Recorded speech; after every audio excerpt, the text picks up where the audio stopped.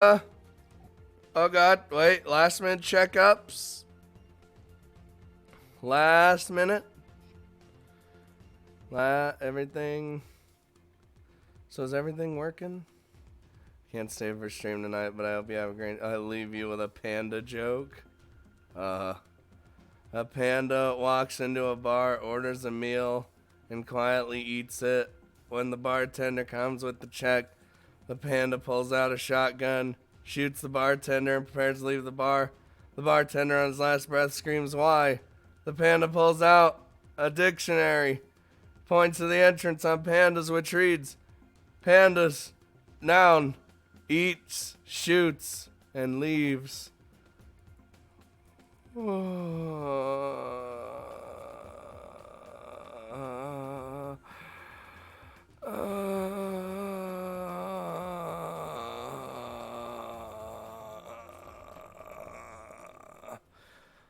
I'm physically hurting from that. Physically in pain. Now I can die. And not a very good death. Where are we voting? No! LaShaw. By the way, someone make a straw poll for me. Eth or Ray. There, that'll make it simple on you. Why is Ninja Cat not here? Wow, the ultimate betrayal.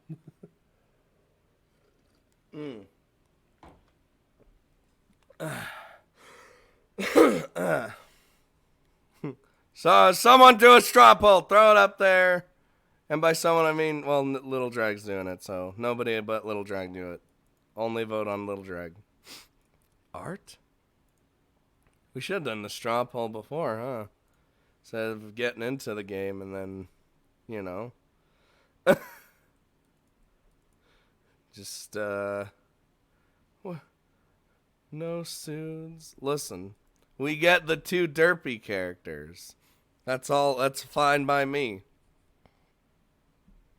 But in the meantime, so this is when we were going to choose either to become a crazy, not crazy, be treated like a third year, you know, all that good stuff, the hunt, participate in the hunt and stuff, or just remain a loser. And, not even... Whoa! Chris! That joke just made me think of feminists screaming about the dictionary definition of feminism while doing something completely different. Magnus! Ninja Cat!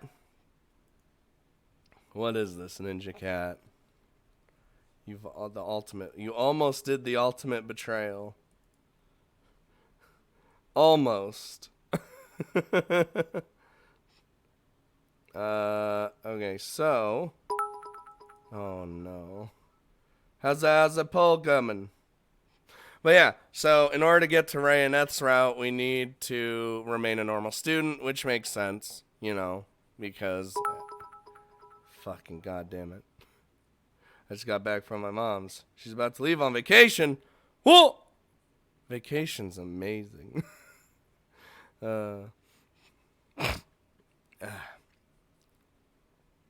Alright. But yeah, this makes sense because in Draken's route, we saw that Eth did not really care for us anymore. Tix left. Wait a minute, Tix will stay. We'll get to see more Tix? Bruh. I'm ready. Alright, vote on that. Who we doing today? Ray or Eth? The choice is yours. The choice is yours, young ones.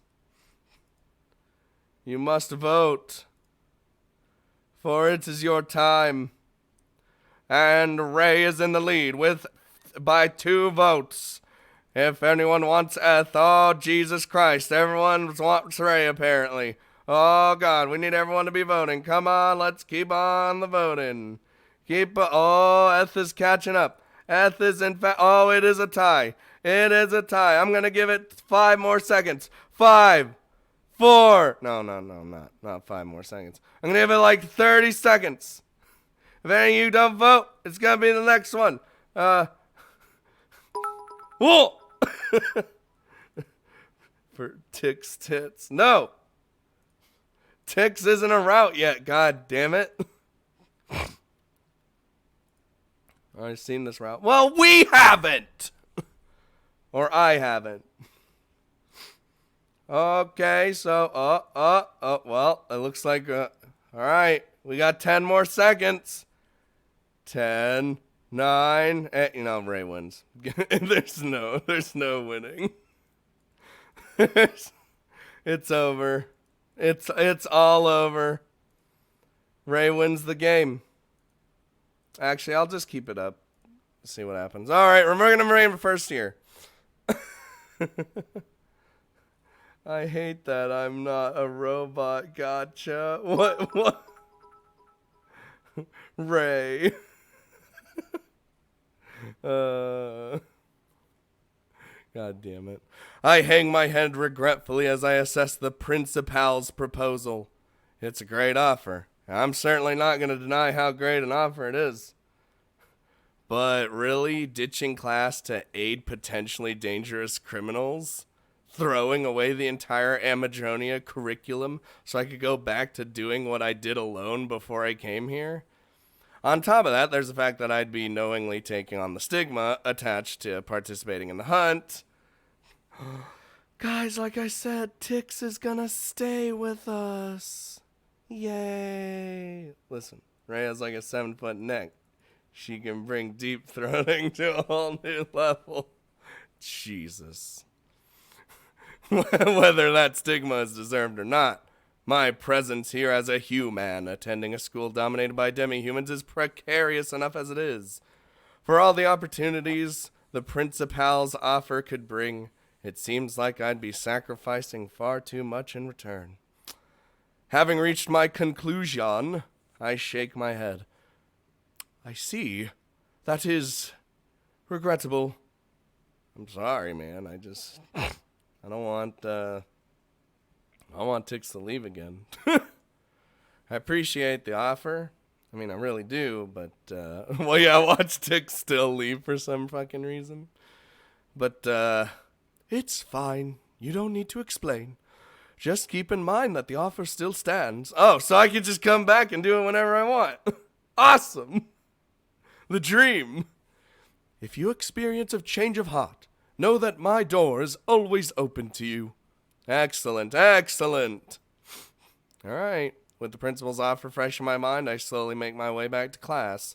The entire walk back, I think of the opportunity I've just passed up and how I can make the most of my time as a regular student. No matter how I look at my current situation, however, I feel like I've made a terrible mistake. No, it's fine. Easy clap. Just stopping in to say hi. Goodbye, Gruffles. We'll see you later. Well, I hate when I get random calls from places that I have no idea where they are. Damn it. Why did I have to show off like that? You know? I should have purposely shown Eris, which she's still a thing right now, a simplistic spell made from well-known glyphs. Or better yet, I could have shown her nothing at all. I let my pride get the best of me once again. And now, as a result, Eris, Ein, and even my fellow classmates, they will all be expecting something from me. I mean, one of my goals while attending Amadronia is to make a name for myself, but not really like this. Oh, so the Eth Ray is a bad end in and of itself. It might be. That'd be fucked up. The way things are going, people are going to be watching my every move, expecting something amazing, and more often than not, they're going to be disappointed. Oh, like everyone's life. Oh, feels real bad. They just eat you, yeah. I could see Ray eating us. Eth would probably like, I don't know. How can a plant girl dissolve you, I guess? I sigh audibly and shake my head. My motivation for coming to Amadronia was to further my studies, kickstart my career, which, by the way, I got a Kickstarter as a magical researcher. As a magical researcher, and to figure out which, if any, or of my past discoveries to make public. Well, feels man. Sable is good at disappointing everyone. Yup. What the shit? Oh, that is going through Amadronia as a normal student may be a slower path forward. Burp, but it does play to all three of these goals. I just need to stop being so impatient and learn to take things slowly. Being only 3 days into my first semester, the excitement of attending a magic academy has caused me to act irrationally. I've gotten ahead of myself, keen to show off and to prove my worth, which has resulted in unnecessary complications being added to my life here early on. I'm getting in my own way without realizing it. My craving for acknowledgement, which I've been forced to repress for so many years, is now hindering my pursuit of knowledge. If I don't straighten myself out soon, my life at Amadronia is only going to grow more and more hectic. Okay. He just comes back in, sits down. So what was that about? Nothing. Just the moment I return to class, all eyes are on me. Aside from my acquaintances, Hel and Lasha, who are only slightly more intrigued by my appearance than usual, everyone stares at me intently, filled with curiosity.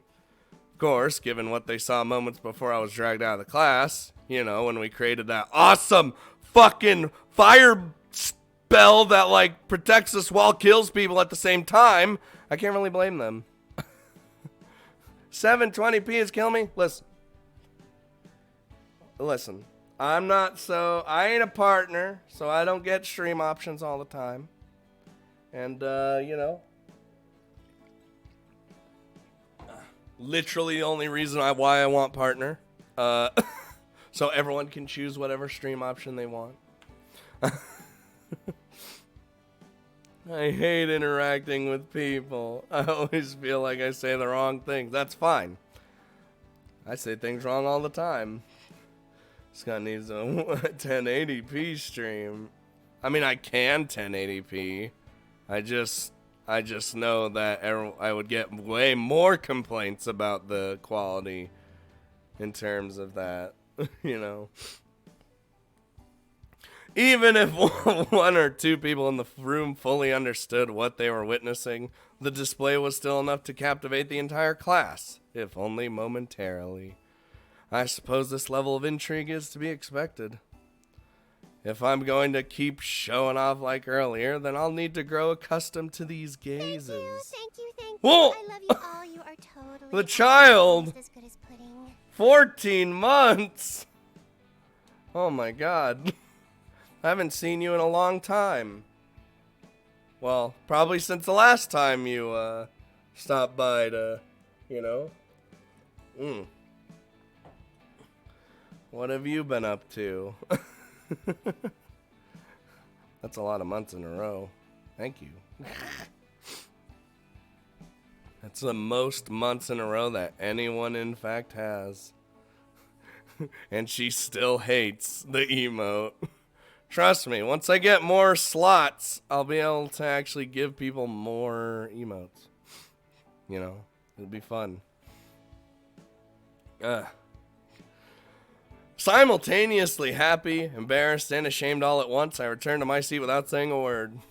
Upon doing so, I noticed that Eris, like the rest of my classmates, is staring at me blankly. What? The moment my gaze meets hers, however, Eris suddenly jumps in surprise, then returns to the lesson at hand.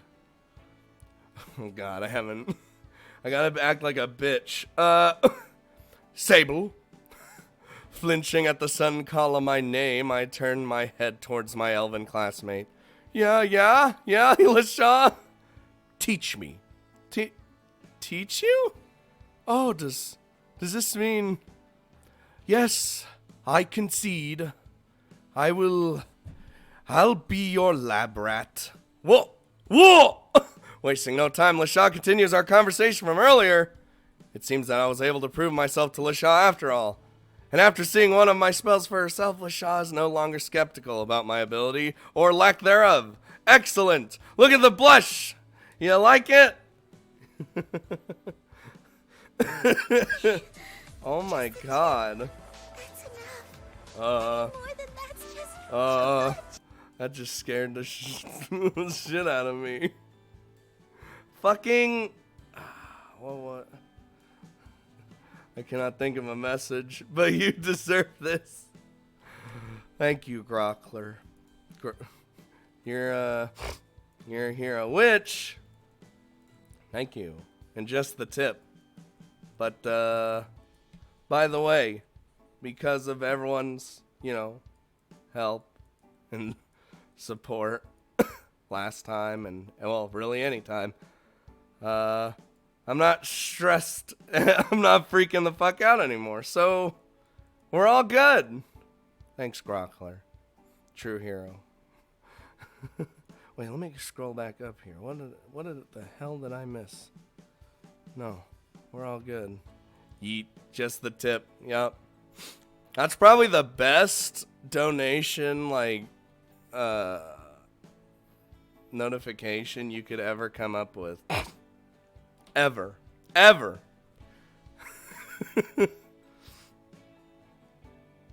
So, I'm glad that my display caught your attention, but you don't need to force yourself.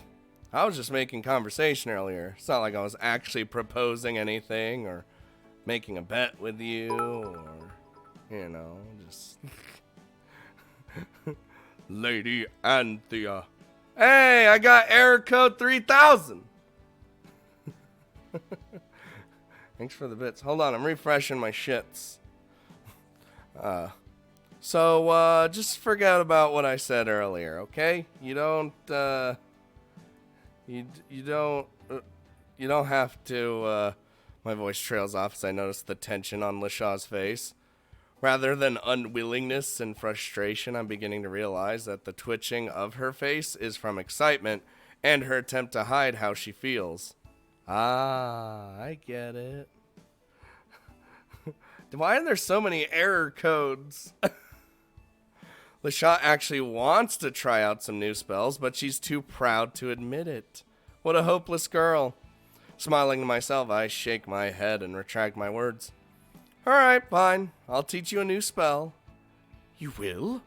I mean, I suppose I have no choice. I did give you my word after all. Baka. Space Marines. Pfft. Her word on what? There was no promise or wager even made. Choosing to only voice my complaint internally, I shrug off LaShaw's remark. How shall we proceed? Will you show me the spell now, or wait until after class? Good question. Hello, Turbo. God. I guess we should wait after class. I've already caused enough of a ruckus for the one lesson. Very well. Once this lesson has ended, let us head straight to the courtyard, where our practical spell casting lesson was held 2 days ago. Alright, sounds good to me. Hope you do a better job of controlling my spells than I did. Of course I will. I shall not make any mistakes. My self-deprecating jokes flies straight over LaShaw's head and gives me a completely serious response. Oh well, it's not like I expected LaShaw to actually develop a sense of humor or anything. Baka. Thoughts are people too. For the time being, I'll settle with having her acknowledge my talent. I may not be a skilled mage like she is, but if there's one area in which I can beat LaShaw, best even LaShaw, this is it. Making my spells. Dude, it's crazy. Wow, we're taking a whole different, path. Wait, hold on, let me see this. No, okay, we're not at that point yet. The moment class ends, LaShaw grabs me by the wrist and drags me outside. Whoa, hey! We head out into the courtyard as far away from the building as possible, and don't stop moving until we're standing where our practical spell casting lesson was held 2 days prior. Once we've stopped, LaShaw begins to stare at me expectantly. Let us not waste any time. If the past 2 days are an accurate indication, we only have another 10 minutes before the first wave of quick eaters finish their lunch. Before they arrive, you must teach me the same spell you presented to our teacher. Oh, okay. Calm the fuck down, Jesus. Skyrider's leaving. Goodbye, have fun. Oh, ooh. Oh, God. My heart. I'm sure 10 minutes is plenty of time for our Grade's mighty valedictorian to master a spell created by a mere human. Indeed, I do believe that to be the case, though I would prefer to hurry all the same. Once again, LaShaw responds to a remark I make in jest with complete seriousness. God damn it. LaShaw's proving to be difficult to joke around with. Maybe one day I'll figure out her sense of humor, assuming she even has one, that is. Setting aside my opinion of LaShaw's personality for the moment, I begin to think about how best to proceed. Okay, let's see. Teaching a spell. Hey there, thanks for following. Teaching a spell. Do not dawdle. Show me the glyph arrangement at once. That is one way we could do this, but, how's about starting with something easier? You can't use the terminal yet, can you? I can teach you that first, if you like. Ha! What kind of idiot do you take me for?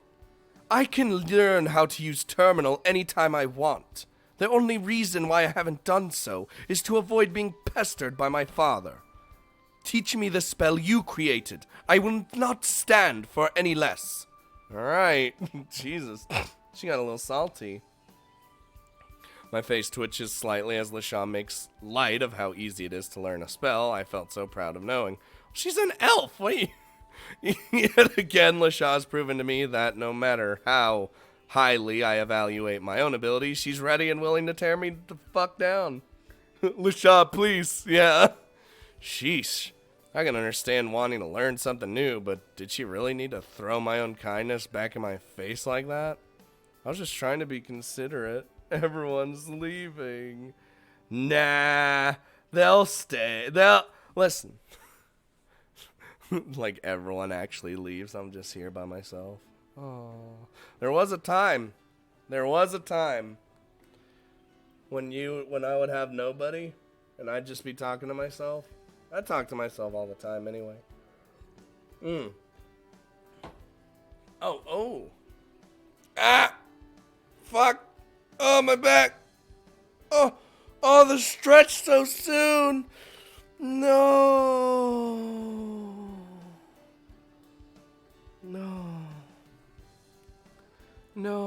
Oh. Ray, what are you doing here? I was just mentally preparing myself for another tongue lashing. I opened my mouth once more. Alright, fine, I'll teach you something I created. I remember those times. Probably stream next week. Whoa! Ninja Cat's gonna stream. What is this? That doesn't happen anymore. How's about a spell that even our teachers don't know about? Can't you first teach me the spell you taught her? I dislike the idea of that foolish succubus. And presumably my irresponsible father knowing of such a spell when I personally do not. Well, Ray, 13 months in a row. God damn it, Ray. Why is the fool holding a gun and a cross? Oh, am I the preacher from Killing Floor? Is it really that big of a deal? We're all LaShaw, we're all on the same side, you know. You don't have to. Forget it. I'll just teach you that one too. But not right now. If I teach you something that flashy out here, we'll only draw attention to ourselves. I'll teach it to you some other time, okay? We won't, because we're not going down her route. Fine. Have it your way. Thank you. Now then, might I interest you in a hair coloring spell? Oh, that is... She's just gonna walk away. She's just gonna walk away. I'm kidding. No need for the death stare, okay? How about an animation spell, you know? Thanks for following. Animation? Like those little cartoons that they do on the YouTubes. Wait a minute. You mean reanimation as in necromancy? No, necromancy. Where would I even get a fresh corpse to practice on? I shake my head vigorously as I try to purge the evil thoughts on my mind. Dude, not even gonna lie. Necromancy in any game is always fun. It doesn't matter. It doesn't matter, like, because they all have the same constant. Oh, you can raise the dead. So just because of that, it's always amazing. I love it. Like how in the Elder Scrolls, when you have a conjuring and you're just like, oh, I want to raise that dead person that I just killed. Whoop! And he just fights for you. And it's like, haha! Take that, you loser. Like, or Diablo 2, where you just create thousands of skeletons for no reason. It's great. Anyway, purging those thoughts. While it's true that I value my research highly, I haven't sunk into the levels where I'd use the corpses of others as mediums for my spells. Animation, not reanimation. You know, making stationary objects move as if they have a will of their own. Oh, you are referring to spells which bring inanimate objects to life. Yes, exactly. Like walking suits of armor or talking gargoyles. God, I love that one. No lie, necromancy would be pretty dope. Yeah. I like the sound of that. Teach me this spell of animation. As you wish. And so, starting with the arrangement of glyphs, all of which are well-known symbols one could learn from the books here at Amadronia, I begin to teach Lisha a new spell. Lisha quickly absorbs the knowledge I impart upon her, displaying speed and understanding I should have expected of Amadronia's first-year valedictorian. Within 5 minutes, Lisha has gained a thorough understanding of the simple animation spell and is ready to put theory into practice. She focuses her mind on a nearby rock, carefully retraces the glyph arrangement in her mind, and finally... what the shit? Whoa! It's like a little golem. What? Say the magic word. Terra Cult's losing it right now. Brings it to life. Yep. What? It's moving. Duh. That's what it's supposed to do. That's what you were doing. No, I mean, it isn't just moving, it's morphing. The rock targeted by Lisha's spell begins to convulse. Mounds form on the rock and strange appendages begin to manifest where previously there was only a smooth surface. As though a creature is attempting to break out from within, something appears to be squirming around inside of this supposedly solid object. A few more seconds pass, and at last the ominous movements stop. Maya! God damn it. Uh-oh, here we go. Whoa! Maya, you piece of shit! Why are you sending me giant burgers? You know I want to eat them. I'm gonna beat you up with my penis. Rock hard. The rock, no longer smooth and well-shaped, has changed in appearance completely and utterly. What we are left with is a miniature golem. What the? Is this what's supposed to happen? It isn't unexpected. I mean, it's not like the rock could have done much in its original state. Animation spells aren't limited to simply manipulating an existing object in its current form. With cheese fries, I know. Though I don't really care for cheese on my fries, I just kind of like to eat the fries as is. I'll eat cheese fries because cheese and fries are great together, but I mean, like, I just don't want the hassle. I just want to take a fry from the top and just eat it. You know? You want some fish and chips, mate?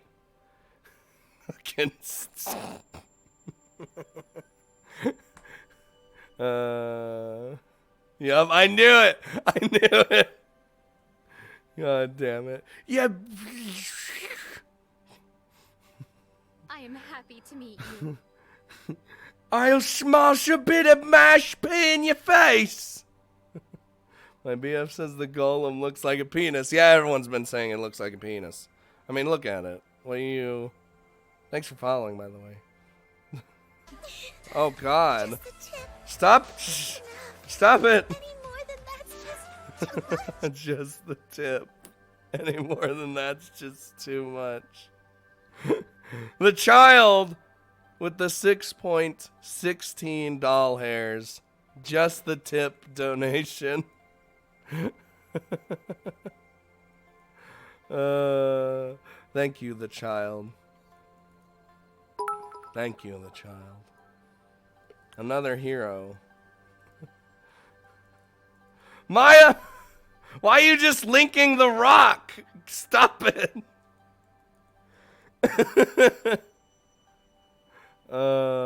Thank you, the child. Just the tip. Goodbye, Roost Steel. We'll see you later. You gave me just the tip. For an animation spell to be useful, it needs to work on objects of unexpected shapes and forms, like this penis rock. That usually means assessing what's being targeted and altering its composition accordingly. While half listening to my explanation, Lisha crouches down in front of her creation. She sticks out her index finger and pokes the tiny golem, causing it to stumble backwards. The tiny golem then corrects its own stance and walks forward, assuming it's the same position it held moments ago. I thought the golem was a mushroom at first. Are you sure this is the Etherate? Yeah, I'm pretty sure. I'm pretty sure. She fingered the rock!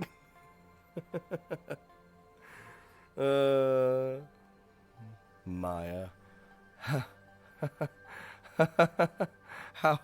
How bizarre. Lisha pokes the golem once more, seemingly amused. Following the exact same sequence of events, the golem stumbles back, corrects itself, then returns to its previous position. Will it always respond in this manner, no matter how many times I try to provoke it? That all depends on you. You've granted that rock life, but you haven't really given it any orders or concocted any kind of artificial intelligence for it. In its current state, it'll just simply follow after you, waiting for you to give it an order. Oh, such commendable attentiveness to one's master. I should have expected as much from a being of my own creation. Uh-huh, they're all like that, Lishat's. Literally, quite literally how the spell works. Choosing to keep my observation to myself, I lean over Lisha's shoulder and glance at the golem. Why don't you just try giving it an order? May I? Of course, as long as you don't tell it to do anything dangerous or downright impossible. Whatever you want to tell it to do, that golem will try its utmost to make your word into reality. Well then, it would be rude to keep my loyal subject waiting. Golem, I command you to speak. Golem, obey your master. Lisha, don't be unreasonable. It's a fucking rock. You don't even give it. You didn't even give it vocal cords. I see. So this is what you meant by a command which is impossible. She just did the Stream is lagging so much. Did you get just the tip? I did. I said thank you. And why is the stream... Like, why is there so many people saying the stream's lagging? Is it actually lagging and I just don't understand? It looks like it's fine to me. I'm confused. Is Scott trying to do an English? No, well, I'm not. I'm just trying to do a voice. You bloody wankers.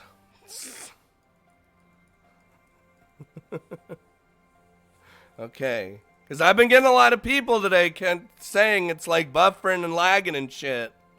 So I don't know what's going on.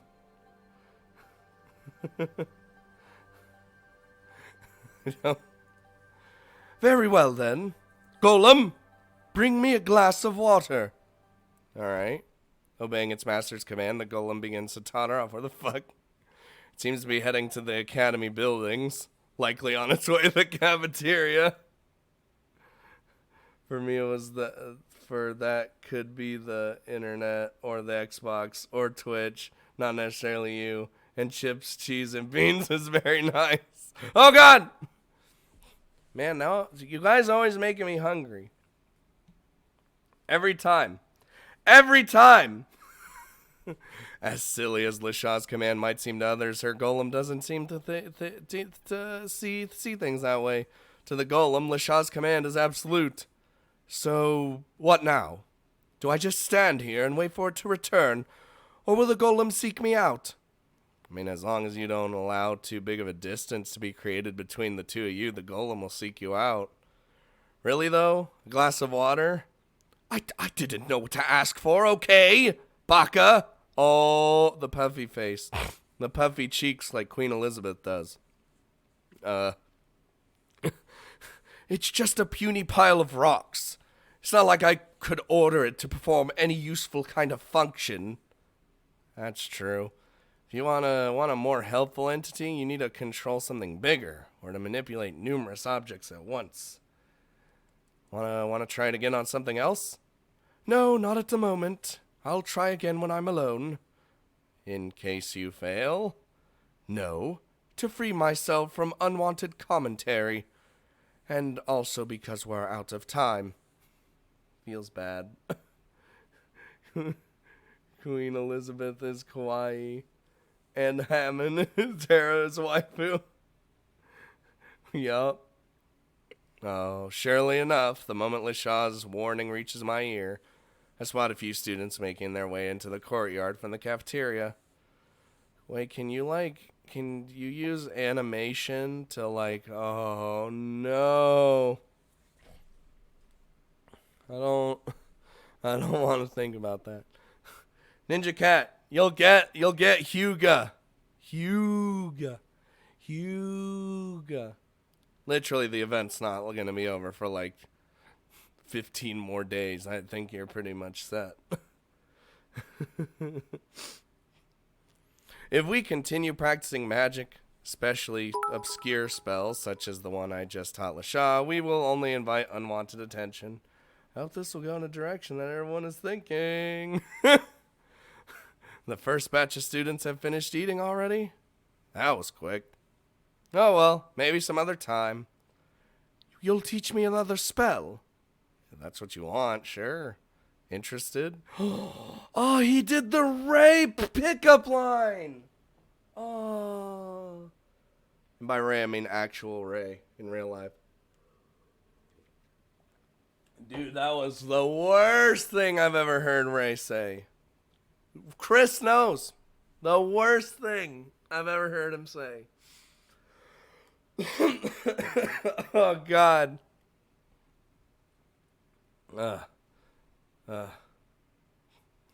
Hyuga's stats suck. Wow, Neko Mickey-chan. She wants her because she's a Neko.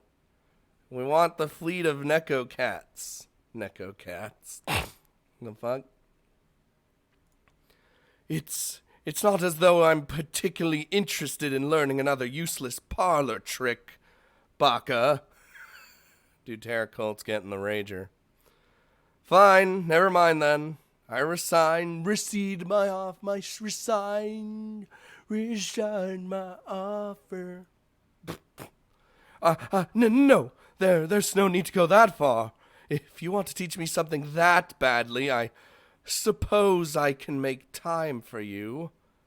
I'm overflowing with gratitude. Though truthfully, that isn't really as one-sided an offer as it seems. There are plenty of spells which I created yet failed to cast due to my own lack of ability. If my student is an elf, however, while convincing myself of how great my future lessons with Lasha will be, the person in question quietly slips away. Perhaps intent on avoiding the incoming students, she heads straight into the forest. Wait, quickly disappearing from my sight without a word. Wait, where are you going? Why is she just walking into the fucking forest? God damn it.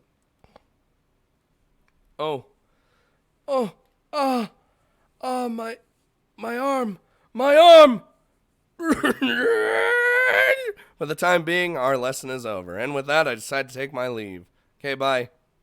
Hey, we got an achievement with the rock penis. Does it show anything new yet? Nope. Following my brief tutelage of Lasha, I sit through one or more class before returning to my dorm room. Ticks! I don't feel like eating or socializing or studying or doing anything for that matter. As rare as it may be for me to be in this state of mind, at this moment I don't want to do anything at all.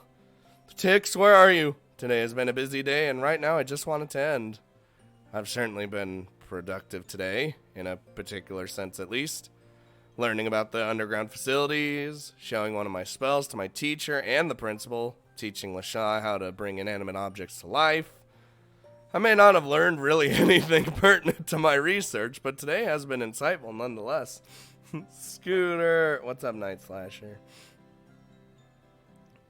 I'm gonna bone a pixie. Oh boy. Heaving a great sigh, I lay face up on my bed, staring at the ceiling with my arms nestled behind my head. Even though I'm not sleepy, I do feel the need to rest for a while. Or perhaps I've simply had enough of interacting with other people for today. All week long, I've been far more social than usual, so it would stand to reason. Forget it. It doesn't matter why I'm feeling lethargic. I just need to rest for a while, until I'm ready to face the world once more. My eyes begin to close as I consider going to sleep early. Before I can do so, however, my ears pick up an unexpected sound. Oh no. The next moment, my dorm room's door is swung open, and a familiar face appears before me. Tix? Whoa! What are you doing here so early? Shouldn't you be eating dinner with everyone else? What, am I just by myself, chilling? Oh, watch, she's gonna leave again. Watch, she's gonna leave again. I can't wait. Like you can talk. The sun is just barely set. Surely you aren't sleepy already. Not sleepy, just tired. Maybe I should take another crack at rejuvenation magic? Either that, or I could put myself into a magic-induced sleep. I know it may sound hypocritical of me, of all people, to say this, but, you shouldn't try to solve all your problems with magic. And I'm a fucking pixie. Detective Riley, dude. Why I oughta? Like, she's just so aggressive. I was like, why are you saying detective? It's dictator. God. Terror cult. Detective Riley. Jesus. Why not run a few laps around the academy instead? That'll help you sleep well. Hey, you want me to run laps? Why not? Bit of exercise would do you some good, fat boy. Whoa! It doesn't even have to be running laps. Just walk around campus. I said campless, by the way. Walk around campus aimlessly until you're ready to go to sleep. Better yet, go eat your fill in the cafeteria. A big meal always makes humans feel sleepy, right? I mean, innocent though her suggestions may seem, I can't help but grow skeptical at Tix's attempt to get me to leave. Whatever her true intention is, I doubt that it's helping me get sleep. Only got 15 minutes for a break. Whoa! Hello, Cyberwolf. 2. Sable is thick. Dude, I can't wait till the sequel to Max's Big Bust. It's coming. He said he'd give me a demo here when the demo's ready, and I'm like, bruh, I'm excited. Can't wait. Walking around the campus, huh? Oh, you like that one? Yeah, it's nice and cool at this time of evening. And if you go outside, there's nobody out there to get in your way.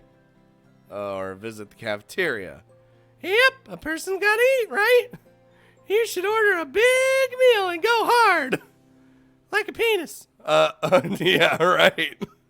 Having practically confirmed my suspicion, I decide not to beat around the bush. Tix, why are you trying to get me out of the room? Huh?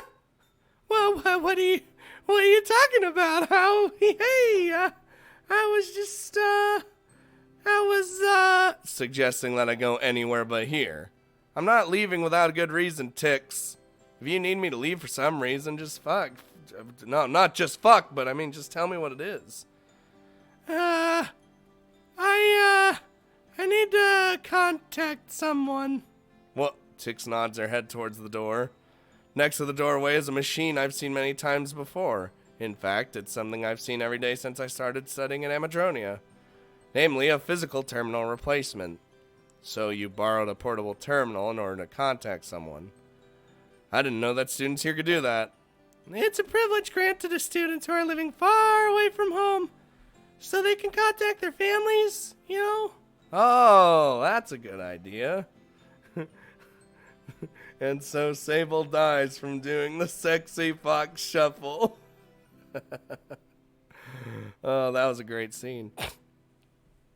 I agree, but the thing is, no first-year students can use the terminal themselves, and there are only so many portable terminals available for loan. I have one for now, but I need to return it straight after my call. Oh, that's a tough situation.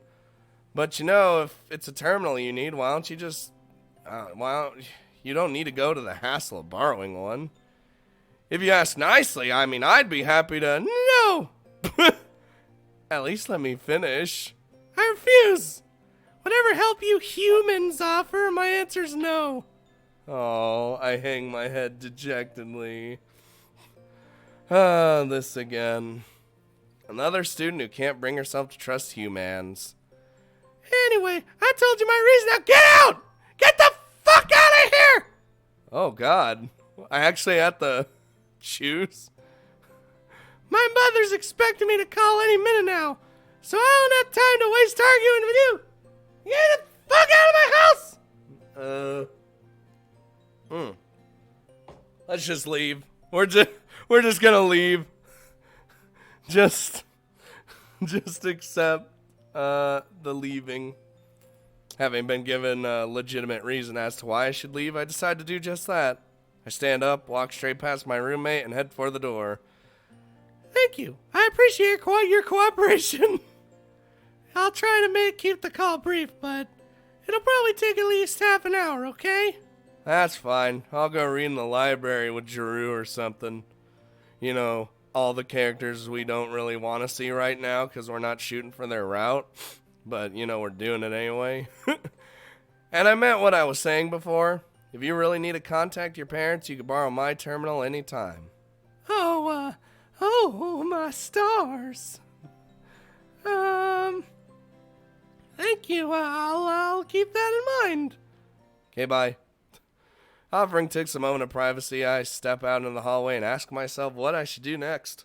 My stomach tries to tell me that the choice is obvious, but I know all too well that it'll be a frenzy in the cafeteria right now. If I'm gonna eat, it'll be after peak time. Maybe I'll take Tix's suggestion and go walk around campus after all. Get some exercise, work up, increase my hunger, and then eat before returning to my room, you know. You know who we're gonna meet when we go to the cafeteria. Guaranteed. Let's see, hold on. Is the vote final? Yeah, the vote is in fact final. We're doing Ray. Joseph Ferry. 1,000 bits. Thank you. God damn it. Wait, what? What the shit? Juicy, yummy thighs. Despite my fatigue, I decide to go for a walk. I don't particularly walk quickly or with any real aim. I simply wander around the hallways, pacing my breathing as I try to relax. Come to think of it, a relaxing walk around the building might just be what I need, considering what the day has been like so far. Wandering around aimlessly may not be a particularly productive use of my time, but I can't deny the positive effects brought about by a bit of rest and relaxation. Lightly stretching my arms and back as I walk down the near empty hallways, I suddenly stop dead in my tracks. As I stop and listen, I hear a shuffling, scraping sound from the next corridor. What the fuck?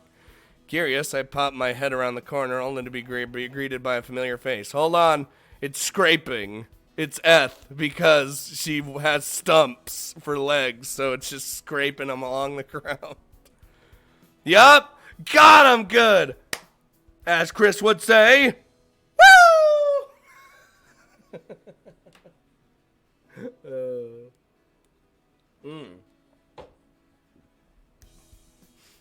Okay, thanks, bye.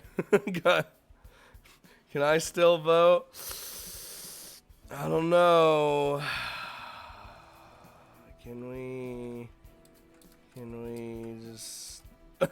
Anyone who hasn't voted, vote. It's on while we continue doing this. Good evening, Eth. Oh, it's Sable. Seemingly in a daze, Eth slowly tilts her head up to look at me.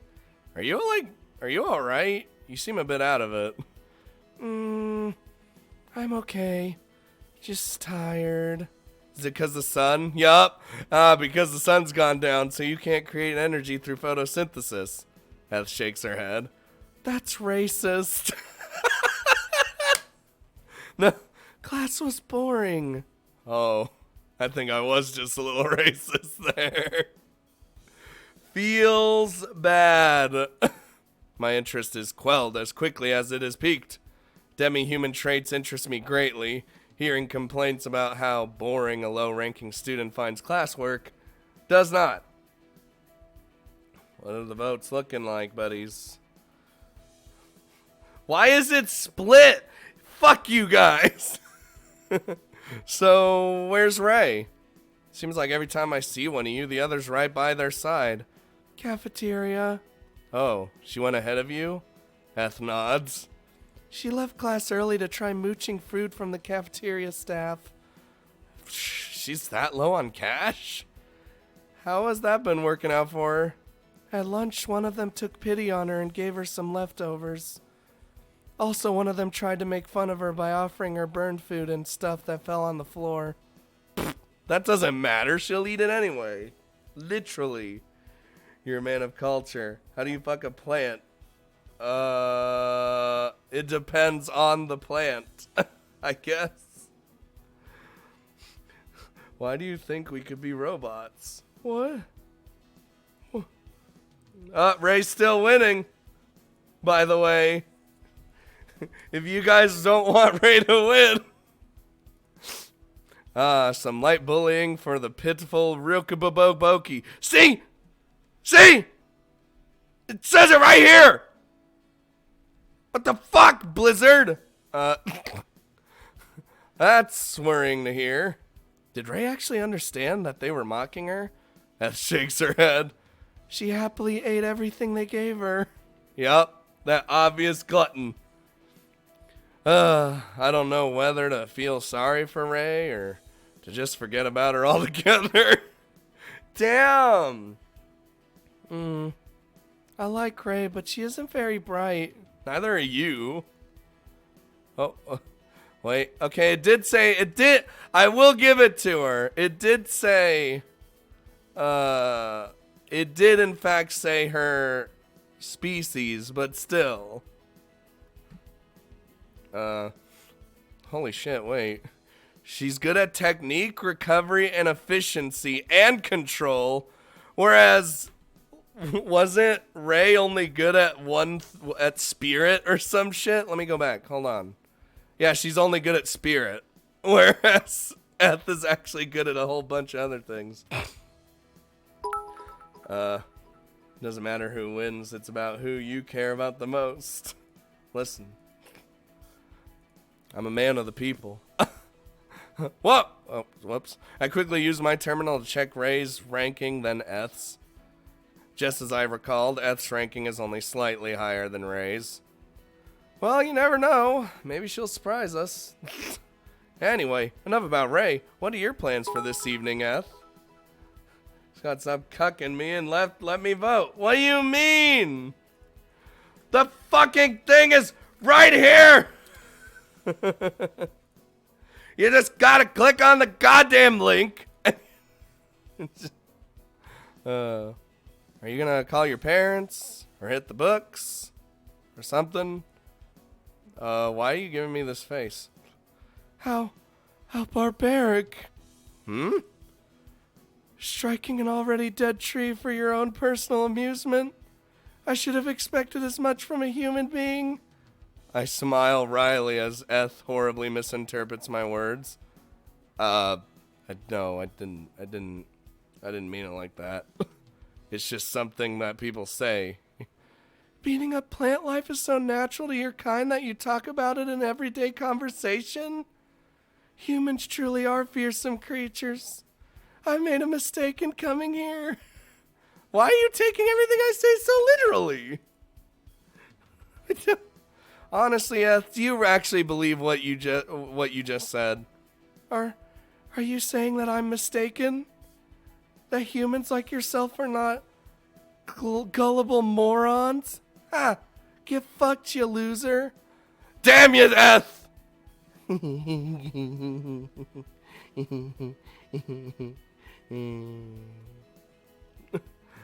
Eth is not what you think.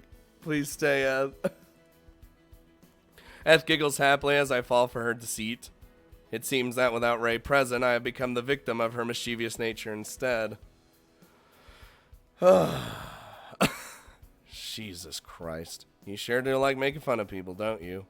Maybe I should bring Draken along with me next time. Hey. You remember Draken, don't you? Oh, the half-dragon girl? The one that sets fire to anything and everything? I've been voting on every single poll. Not gonna make you jump. Please not that. What should I do? Draken does enjoy lighting fires, and I'm curious to see how well Mandragora leaves burn. Wow, that is... Even when he's joking, that's still kind of fucked up. That's like going up to somebody and being like, oh, I'm so curious how to see how your flesh just burns and watch it get blackened and... Oh my god, dude. By the way, it's tied again. What do you think? Should I arrange a play date between the two of you?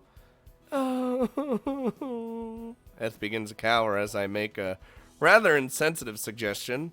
Everything I've said is a joke, of course, and I'm sure Eth knows that. But even then, I do feel a little bad for saying something so harsh. I'm kidding. Okay? I'm a pacifist at heart, I assure you. Any areas of study involving live dissection or mutilation are off the table. Eth moves further back. Yeah, I totally would be like, lol. I don't see a tie. Whoa! Did Eth just win? Just because we had a scene with her? Now hold on there. The Mechanist! Have you beaten your arch nemesis, the Antagonizer, yet? God damn it, Fallout humor. Eth moves further back. It seems my casual mention of certain barbaric research practices has done nothing to her suspicion. Or is she perhaps just messing with me again? Forget it. We can continue this conversation another time. Not on my watch. Uh-oh. Go eat dinner with your friend. I'll see you later, Eth. Hold on. As I attempt to walk past Eth, she suddenly springs back to life. Would you carry me to the cafeteria? I mean, I guess. She can't. She walks really slowly, so. Damn it, Sniper. She acts wary of me 1 second, then asks me to literally carry her off moments later. I don't understand this girl. She has stumps for legs. What do you want for her? Fine, I'll carry you. But just this once, okay? I'm only doing this because I need to kill time. Okay. She's so happy. Oh, I guess we're done with that. Oh, it's doing the music then just when the aether comes down. Just ooh. So it looks like, unless anyone else has a vote to pitch in, looks like Eth is in fact winning. What do you think? Can we pollinate her? Maybe at some point. As another long day begins to wind down, I return to my bedroom for a good night's sleep. By the time I arrive, Tix is already sleeping soundly and the lights are all off. If I want to stay up studying and practicing magic, it won't be in here. If Eth is girl GF, you gotta carry her everywhere. Yeah, that's true. If you pick Ray, you gotta give her all your food. I don't know about giving her my food, though. That's, Don't worry, we'll do like one final vote when we actually get to that decision, but right now, it's Eth's winning. I guess I'll go to sleep after all. It's a bit early for me, but that just means I'll wake up early tomorrow, and it's not like a more normal sleep cycle would kill me. Rationalizing my way out of any extra activity for the day, I sit down on my bed.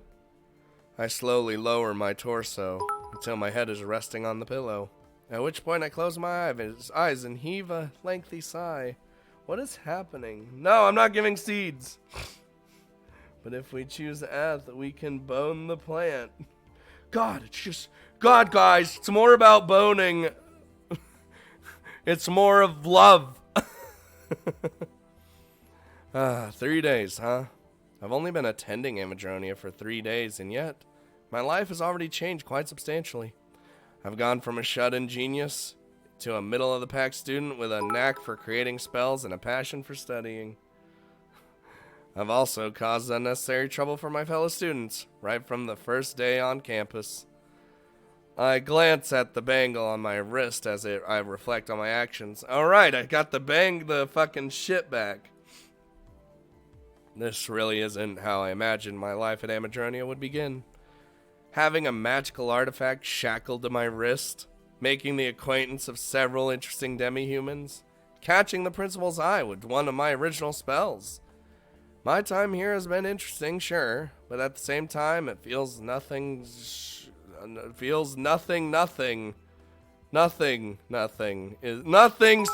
Marine, help, Blizzard, nothing is going to plan.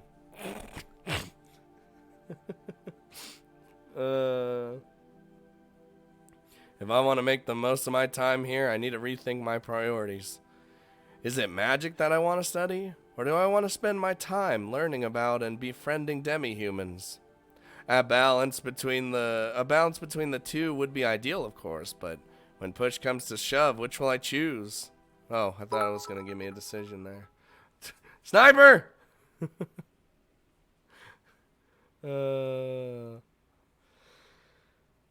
Cheer 1. Just got home. How's everybody's day going? You all doing good? You just, you know? Despite for the fact that I fell asleep after my roommate last night, I wake up long before she does. As the sun barely begins to peek over the horizon, I get up, change into another set of the Academy's uniform, and leave my sleeping roommate in peace. Oh, Jesus Christ. Hold on. Oh, we're still not there. Wait, hold on there. We still ain't there, huh? Thank you. I love you all. You are totally awesome. Almost as good as pudding. Lady Anthea, thank you. Thank you for subbing with the Twitch Prime 2 months in a row. I'm doing good because Scott's streaming. Does everyone have, I know everyone's been doing school and stuff. How's that going? How's that, hold on, I want to check something real quick. What was this moment? What was this defining moment? No, not that defining moment. Oh, this defining moment. Okay, so that makes sense. By the way, guys, we're doing Lashaw's route. Da, da, da, da, da, da. No, I'm just kidding. By the way, I did fuck up. I will say. I did fuck up, Blizzard. We need some foolals in the chat. Because I fucked up majorly.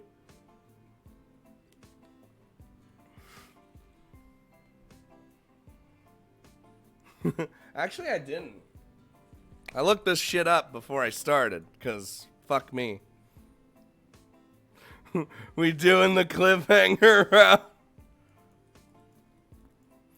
Wait a hoozle. Wait, hold on. I'm confused now. What is the Blizzard? Wasn't I? Okay, yeah. We're still good. We're still good. We're still good. Whew, I was just trying to figure out what I did.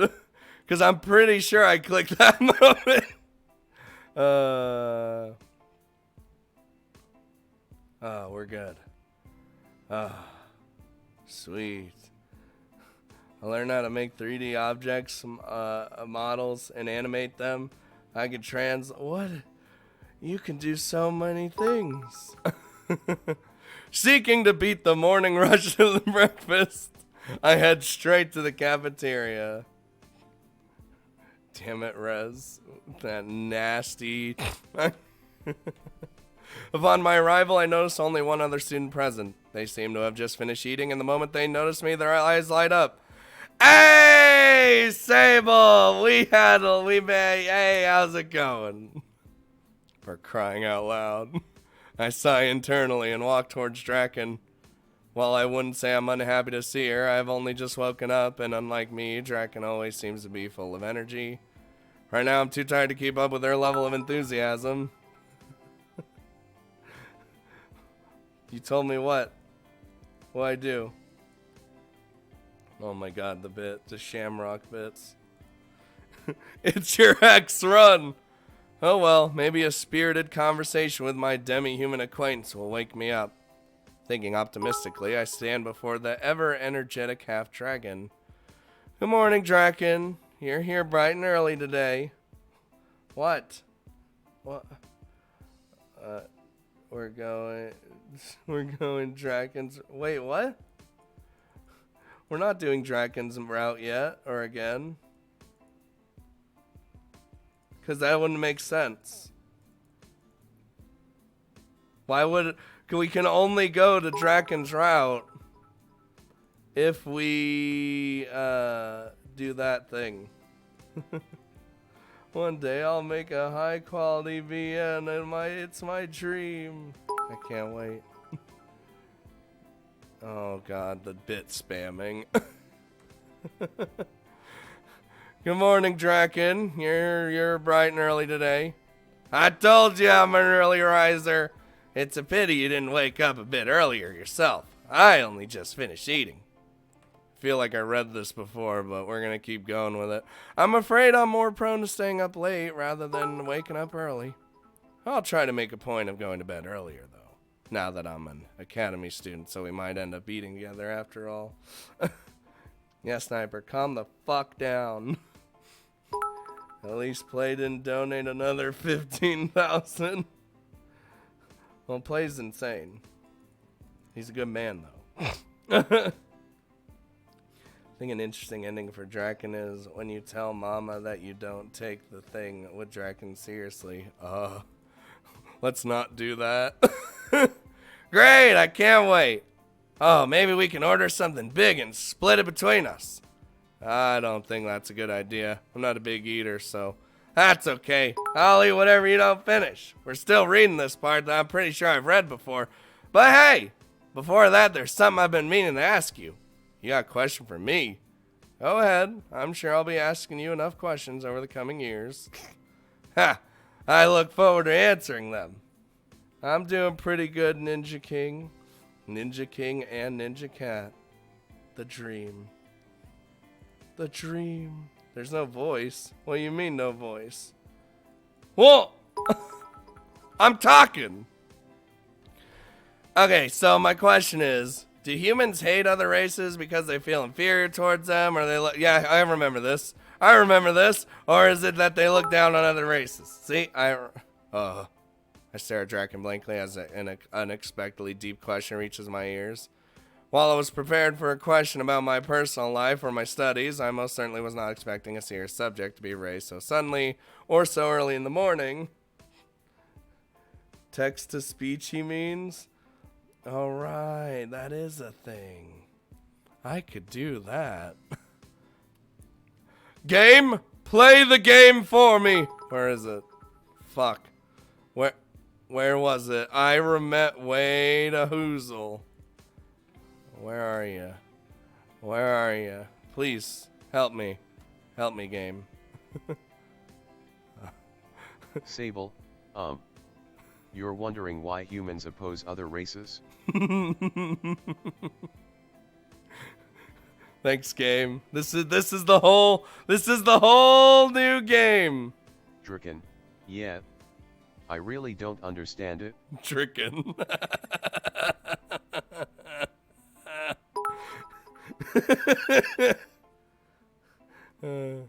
Draken, I mean, humans act superior, but then they get all defensive and frightened when they realize that they aren't. I mean, if we already read this part.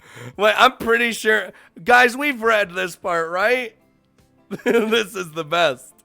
Draken, are humans like elves? You know, prideful and arrogant to the point where they look down on everyone else, despite their own inferiority. Draken, or do humans know that they are inferior, so they try to assert their dominance in order to convince themselves and everyone else of their own illusions of grandeur? Draken. More stunned than I was a moment ago, I continue to stare at Draken with my mouth wide open. This is an awesome feature in the game, though, to be honest. In spite of her cheerful disposition and playful nature, it seems that the rumored wisdom and curiosity of dragonkind is present within her after all. Draken. What? I may not be the best person to answer her question, but if Draken wants my opinion on the matter. Oh, it doesn't read the Humans option. are Oh, weak. it does. I may not be the best person to answer. Oh. Humans are weak and fearful. Oh, it does it like that. Humans are arrogant and prideful. Humans don't actually hate demi-humans. What did we say last time, Ninja Cat? Humans are weak and fearful.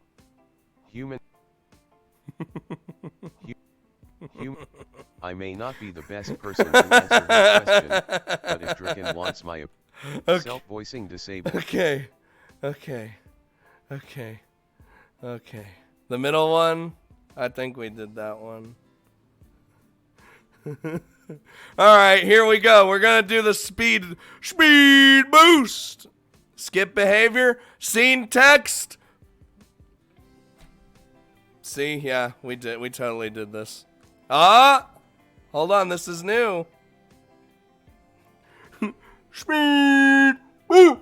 You know, why must thou torture us with this? Oh, actually, while I've got you, there's another thing I wanted to ask you. Just a teensy-weensy little favor between friends. I got a bad feeling about this. Thanks for following.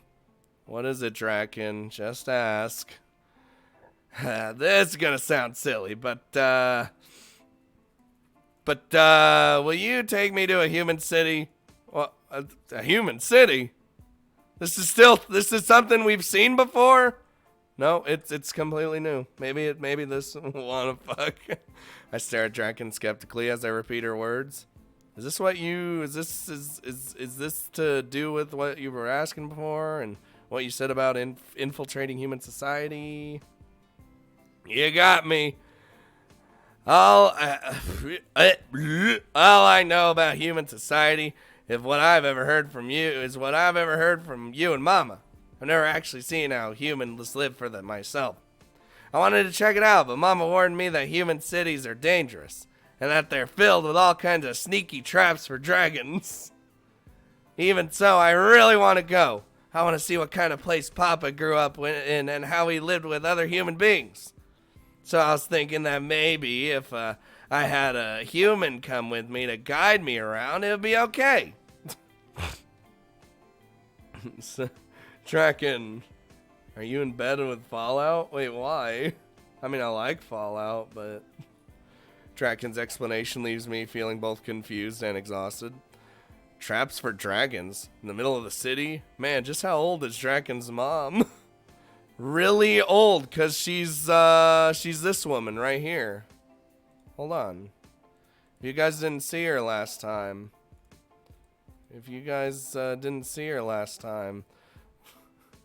It's his, what? Oh, well, never mind. I fucked it. Anywho, most of the world believe that dragons are extinct. Who the hell would be setting traps for them? That being said, I wouldn't go so far to say that she's wrong. Even in this day and age, there are still plenty of places where demi-humans of all kinds are shunned, exiled, and even murdered on sight.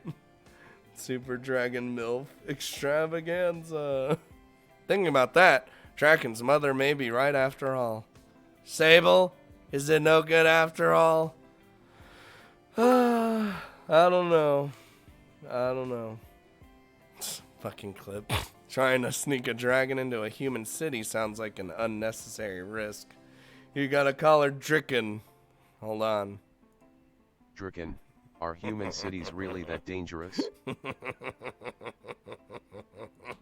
Sable, that's a difficult question to answer. And I don't think it's one that would be appropriate for me to answer. Self-voicing disabled. Sorry, I went robot there for a second. I've never had any trouble, but I'm a full-blooded human myself. If someone like you, who's clearly not human, were to start wandering around a crowded area, well, there's no telling what kind of commotion your appearance would cause. Seriously, I can't hear anything? You gotta refresh your stream then. It's not on my end. I assure you. Because people are hearing text to voice just fine. My appearance? Is that all? Is my appearance the only problem? I wouldn't say it's the only problem, but it's certainly the biggest. So if I make myself look like a normal human and sexy, it'll be okay, right? I just said, wait, you could change your appearance? To a degree. Let's see, wings, horn, tail. Okay, I got this, no problem. I'll go practice making myself look more human. So think of a good place to take me. We're not going anywhere, Draken. We're doing, well, as the voting stands right now, we're doing Eth's route. So, Draken, I really don't think, she's gone. I breathe a heavy sigh as Draken escapes with a spring in her step. What did I just commit to? I don't know, man. I don't know. We just do things, you know? Like, the fuck? She wouldn't cause any commotion if she went as is. People would think she's a cosplayer. You know, now you might be onto something. Escorting a dragon around a human city, huh? What could possibly go wrong? I don't know, man. And Sniper's hosting me. After speaking with Draken, I make my way back to my dorm room once more. It's still too early to head to class, and I can't really afford to get sucked in by the allure of the academy library, so I decide to study in my room until it's time for class, because we're a nerd. Like Ray calls us, we're a big old giant nerd. We're a loser. Oh, man, why am I so tired this morning? Maybe I should stop pulling all-nighters. I slept even less than usual this weekend. intent on making up for the time I lost on my first day and the time I spent socializing instead of studying, I made a point of paying the library a few late-night visits. Suffice to say, my choices are now catching up with me. Okay, no, this is totally... Wait, what? What's happening? What? Oh, right, she does the thing. Okay, we remember this. What do we do? Ninja Cat, what did we do? Answer honestly, resist the command, break the illusion. What are we doing? Ninja Cat, help. Wee woo. Wee woo, Space Marines. What do we do? What do we do? Ninja Cat, save me. Save me, Ninja Cat. Help.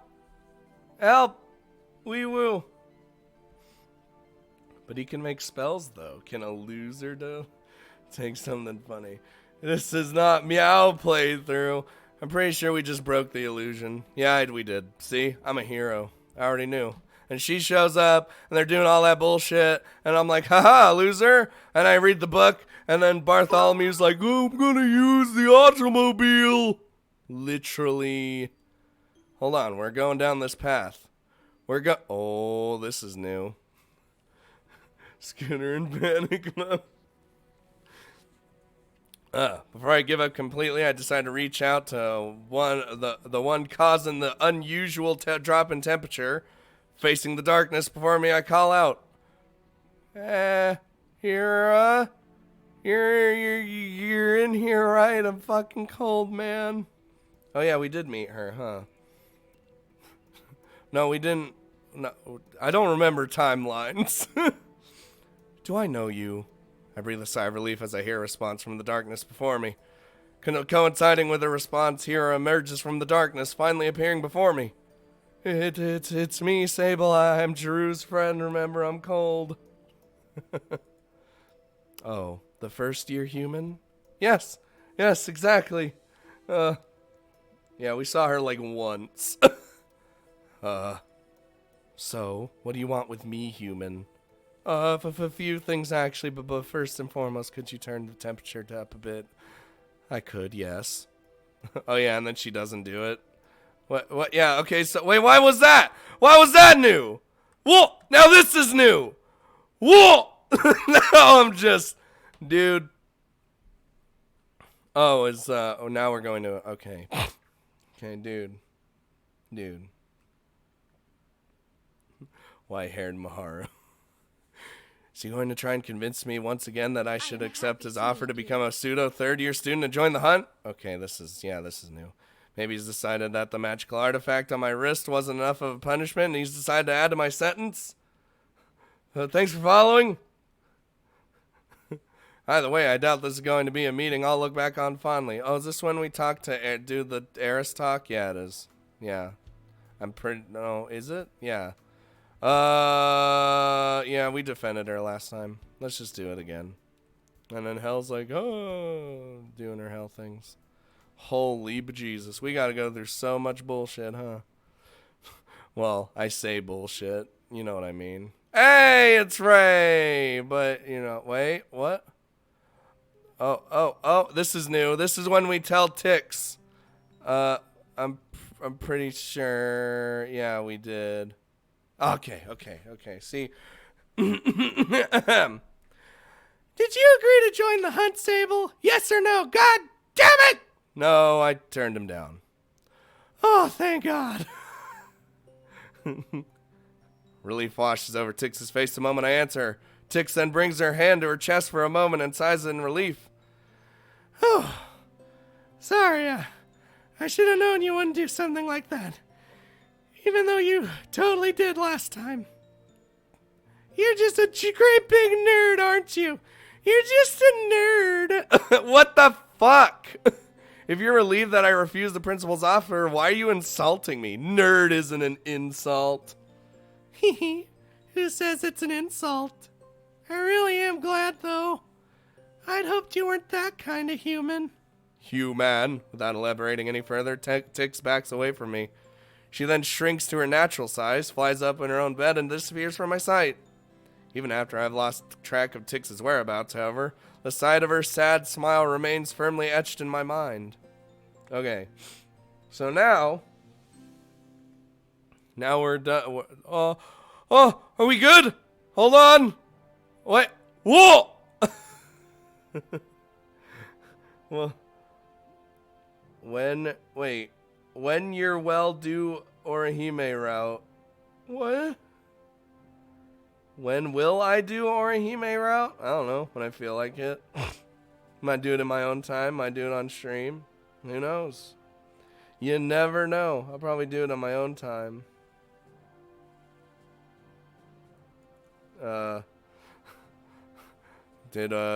Okay, coinciding with the start of my 3rd week in Amadronia, I begin to take note of the changes to our grade foretold by LaShaw.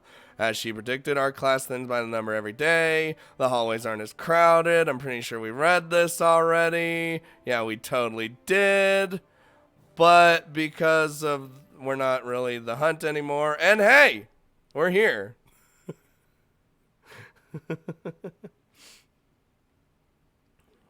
No sooner have I eaten breakfast than I am shuffled along, guided along by my fellow first-year students and their teachers. Nobody seems to have any clue as to why we've been summoned, and to our disappointment, our teachers refuse to say a word. We'll just have to wait and see. Wait, did Tix leave in that whole spiel since it was the same? God, I hope not. Wait, hold on. Whatever. It's fine. Let's just assume Tix left again. God, Rannis, why are you salty? You're salty. It's fine. It's fine.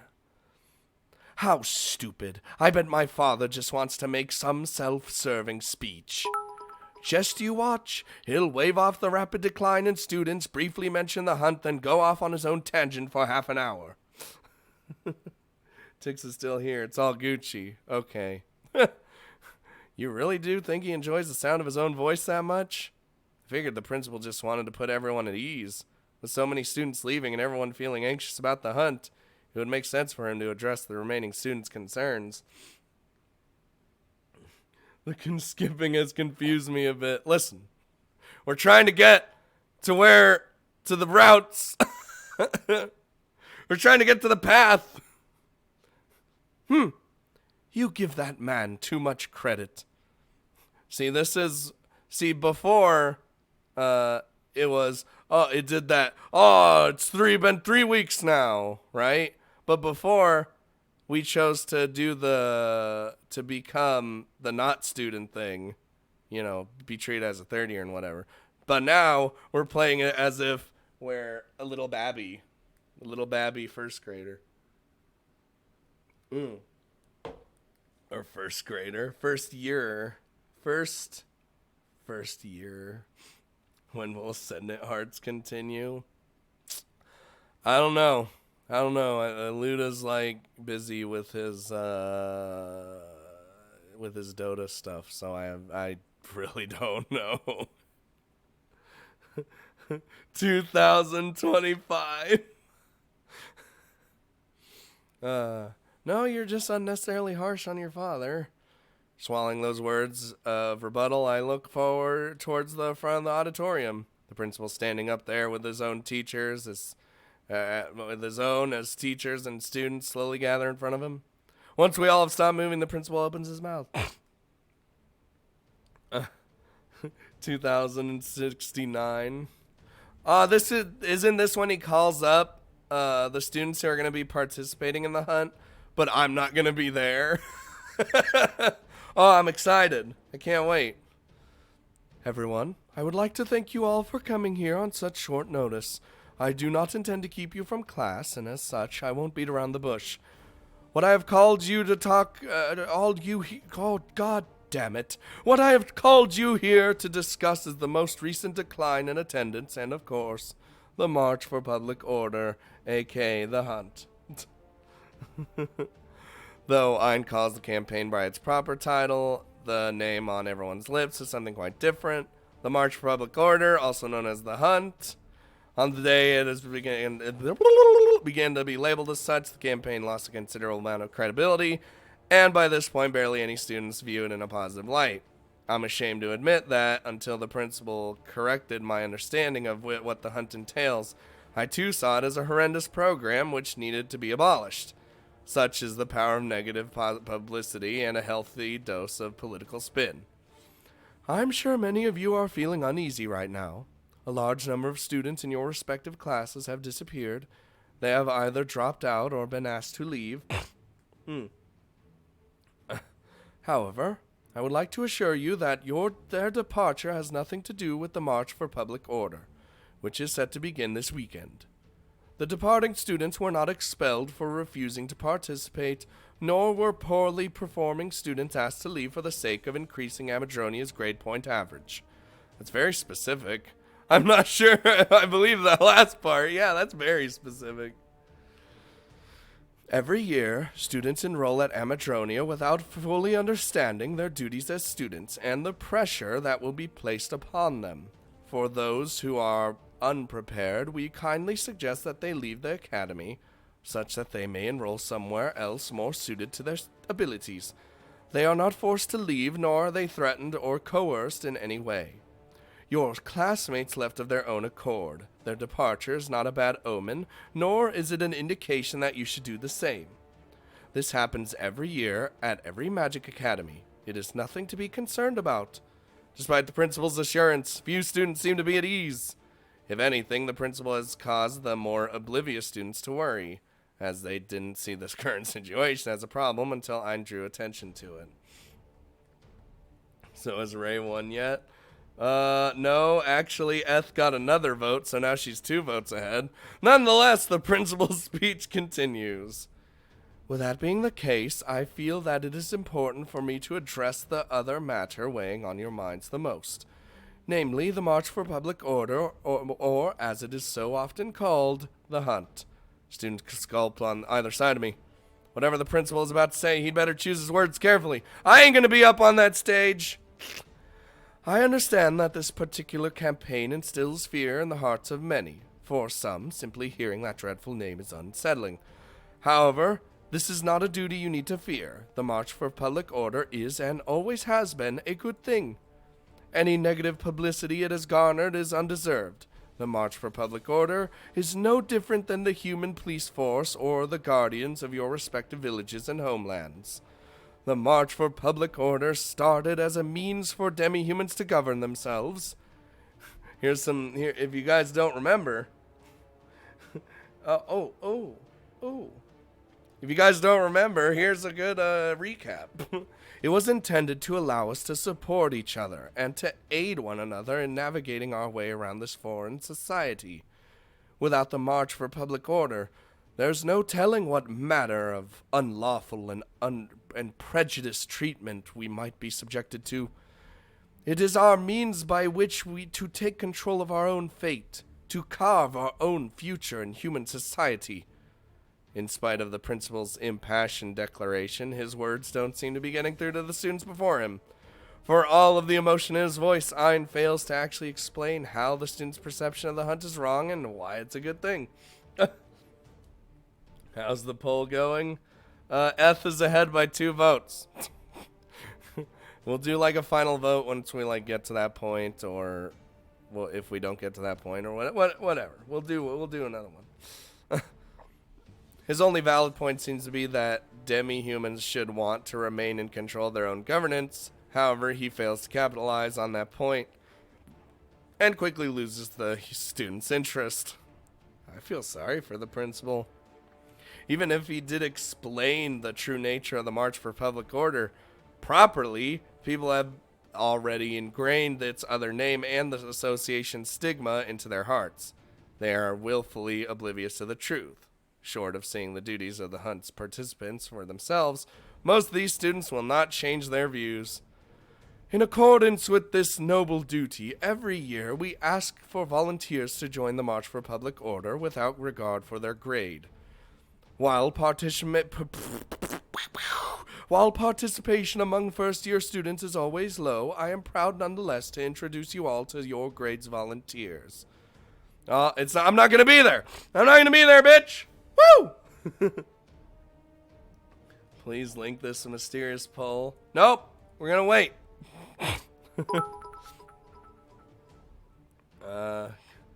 if we get to that point.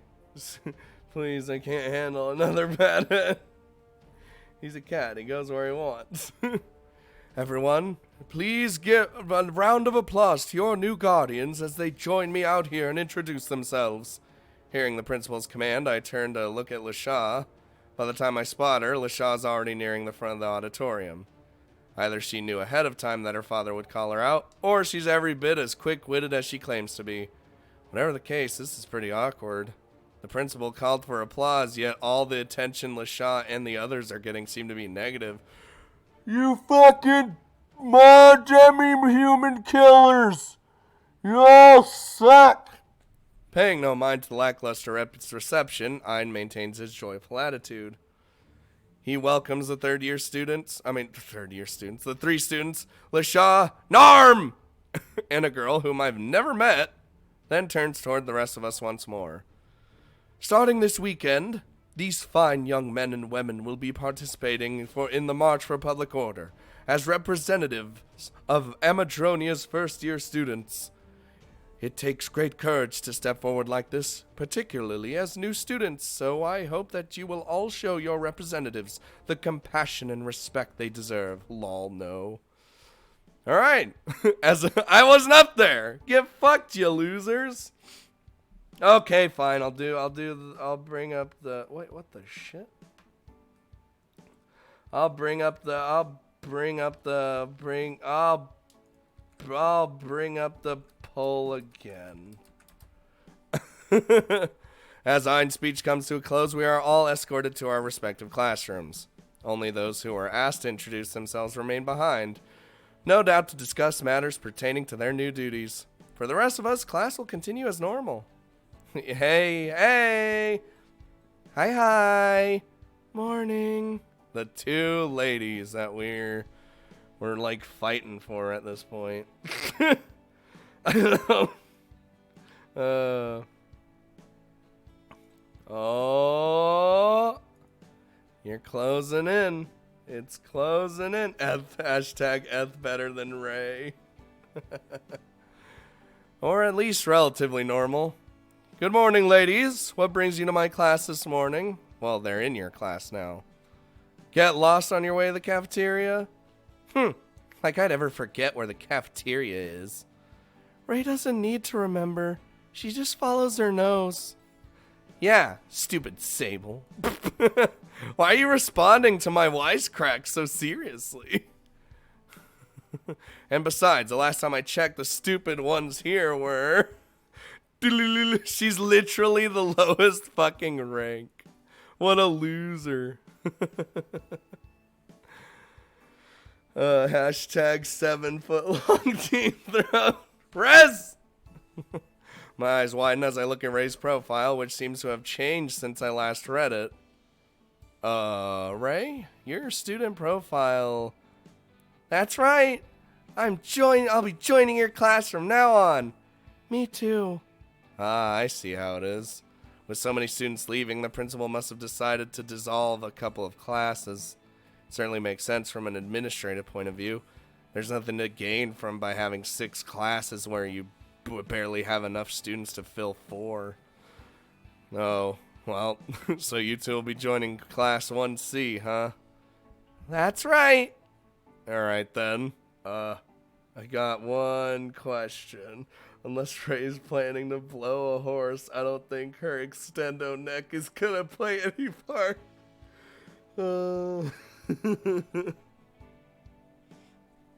Goodbye, Rennis. I got one question. Yeah? What is it? I bring up Ray's profile once again and show it to her. How are you still here? You were literally near the bottom of our grade to begin with. Now you're dead last. Did the principal not ask you to leave? I'm last place? Woo! Rock bottom. You know what that means? That you're one step away from expulsion? Nope. It means that my rank can only go up from here. I mean, that's an optimistic point of view if I've ever heard one. That's certainly one way of looking at it, I guess.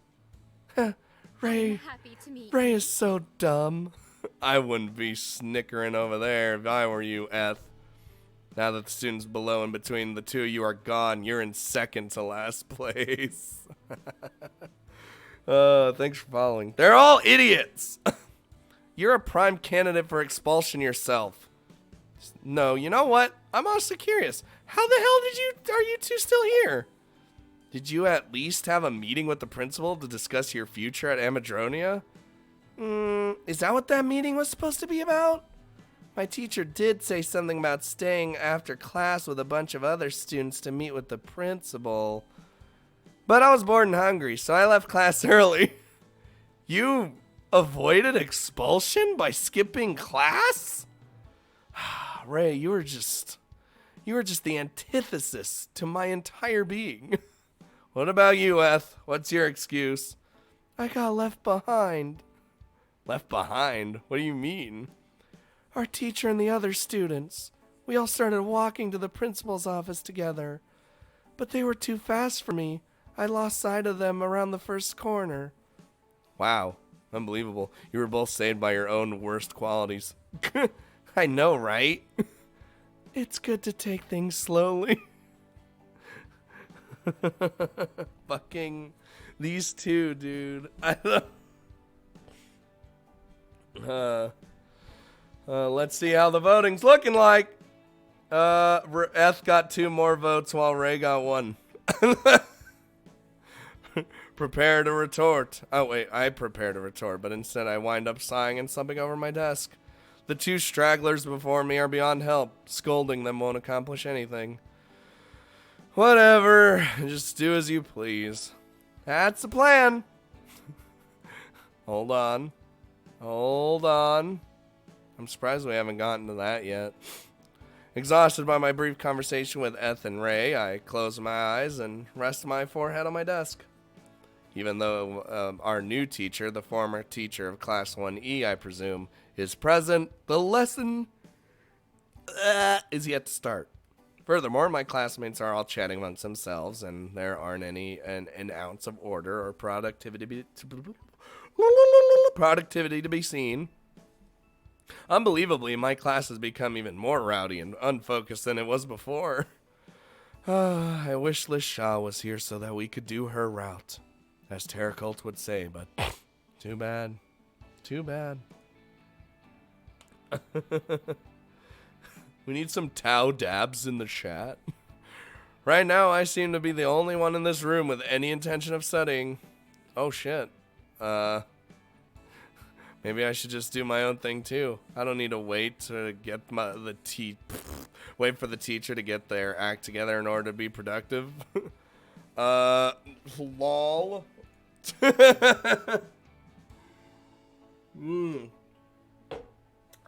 Just like how I would do in school. I suppose it wouldn't kill me to get to know my new classmates better. Lashaw's going to be busy dealing with matters pertaining to the hunt from now on, so it's probably best that I start familiarizing myself with other students in my class. I reluctantly remove my forehead from my desk and turn towards Ray and Eth. The moment I do so, I see one other head pop up next to us. Oh, Jesus Christ. Oh, my. What have we here? 2 beautiful young damsels have seen fit to grace this classroom of ours with their presence. So what do we owe this unexpected pleasure, dear maidens? Faced with Hell's standard greeting, Ray and Eth look at one another with confusion. I think he's talking to you, Eth. No, he's definitely hitting on you, Ray. Ah, my adorable kittens. I am, of course, talking to both of you. Poor things. Are you unaware of your own beauty? Oh. Ray and Eth are both overcome in an instant. Without even putting up a fight, they immediately fall victim to Hell's illusion. I have no doubt that Hell could do whatever she wants to them right now, or they wouldn't have the presence of mind to resist. Wait a minute. When I think about it like that, isn't this kind of bad? With that in mind, I watch the trio closely, such that I may break the illusion if things get out of hand. Now, my little cuties, same thing. How do you feel? Have you allowed my love to enter your hearts? We have waifus and body pillows. Yup, best thing to enter for. Yeah, I can feel it. I can feel your love inside me. Whew. I wish something else was inside me. Ray! She's a girl! Perfect. And you, my tranquil beauty. Me too. My heart is all warm and fuzzy.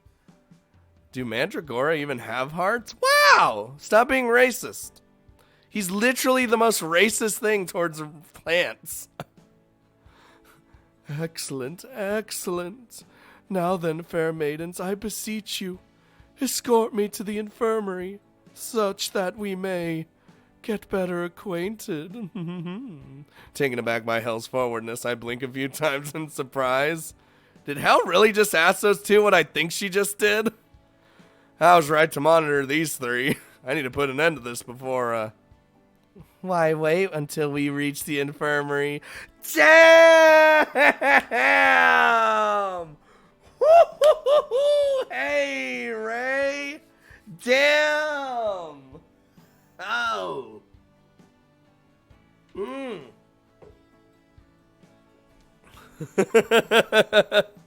Here is good enough. Hey!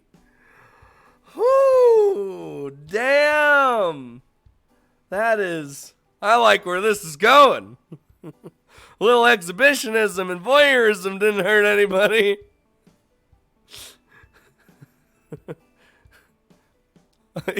Even she's surprised. Huh? Oh, this is definitely Monka TOS.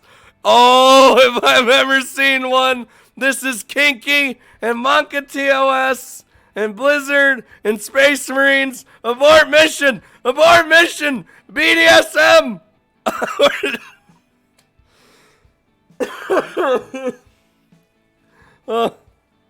Dude, her neck is insanity.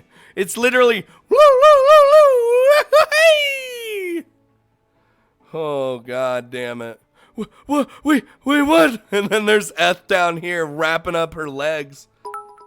This is kinky. Come here, my prince. I won't let you get away from me this time. And she's just, Prince, what are you? Wait a second, I remember you. Panic appears on Hell's emotionless face as memories of Ray surface within her mind. It seems the hot blonde human boy who Ray bragged about flirting with on her first day of Amadronia was Hell after all. I don't know who to feel sorry for. Ray, who thinks Hell is a human male, or Hell, whose illusion just backfired. If you can call getting exactly what she wanted backfiring, that is. So, pull her neck. Ray's neck freaks me out. That's apparently what she is. Roka Baboki. Is this still safe for YouTube? You're damn right it's still safe for YouTube. Look, it's safe if nothing's showing. Let's not waste any time, my prince. I'm going to show every student in this classroom what it means to be in love. Ray is forceful when this illusion is on. Stop that! Where do you think you're touching me? That's not... And an uncharacteristically feminine shriek escapes from Hell's lips as Ray licks her face. In a shockingly bold manner, Ray pins Hell to the floor, wraps her neck around Hell's body, and proceeds as she sees fit. What are you doing, Ray? Stop that right now. Hell looks up, filled with hope, as Eth threatens to intervene. Oh no, I would have thought that Ray was a bottom, but I guess not. Oh, nope. My love, yes. Tear this vile woman away from me. Do not allow her to come between us like this. My thoughts exactly. Hell breathes a sigh of relief as Eth lowers her body and grabs onto Ray's neck. Ray Ray, move aside. You're taking up too much room. I can't join like this. Oh, right. Here you go. Appreciated. Woo! They're tag teaming her. Oh, Butterfree! To Hell's surprise, Ray happily creates I fused space and Eth into one word. Space for Eth to join in. In that instant, the constriction of Hell's body effectively doubles, crushing any hope she has of escaping. You've really done it this time, Hell. 2 girls are all over you, and they don't even mind sharing. Aren't you just lucky? What part of this looks lucky to you? Please, just help me already. I'm dying here. Lacking her usual calm, suave, characteristic manner, Hell desperately cries out for assistance. I got a question. Does Eth have nipples, or are they just flower buds? I'd assume she has nipples. I guess Hell overestimated how much power she needed to use on these 2. Maybe. Speth Marines. Unfortunately for Hell, I have no intention of getting between her and the 2 fanatical girls whom she charmed. Sorry, Hell. No can do. Your illusion, your problem. If you don't like the situation of your own creation, then break the illusion. Oh. Can you... Too distressed to think clearly, it isn't until I state the obvious that Hell finally dispels the illusion she has cast. Soon afterwards, Eth and Ray let her go, evidently embarrassed by their behavior. Sheesh. What just got into me just now? It's like all of a sudden I lost control of my body. Me too. How scary. The scary ones here are you 2. I like forceful women as much as the next person, but you 2 are just too much. Honestly, I pity whoever falls victim to either one of you. Oh, it's gonna be me. Help best girl out here. Okay. Free once more, Hell storms off, utterly bereft of her usual composure. Even Ray and Eth hesitate to say anything else. Instead, they return to their seats and wait, red-faced, for the lesson to begin. Unbelievable. This is the perfect example of why you should be careful of what you wish for. I only hope that these 3 have learned their lesson and won't be disrupted from this point on. Though honestly, I doubt that's going to happen anytime soon. The moment I finish that thought, noise once again begins to fill the classroom. All my classmates are staring toward the front of the room, chatting amongst themselves as something catches their eyes. Following their line of sight, I soon understand the reason for the commotion. Is it LaShaw just stepping down? He tried raping them, but they ended up raping. She's a girl, Neko Mickey-chan. Hell's a girl. Yeah, rip Sable. LaShaw, whose father asked her and the other first-year participants of the hunt to stay behind, has finally arrived. Oh. The traitor is back. Look, it's the traitor. Watch out, she'll come after you if you aren't careful. Elf hunting us down? What kind of sick joke is this?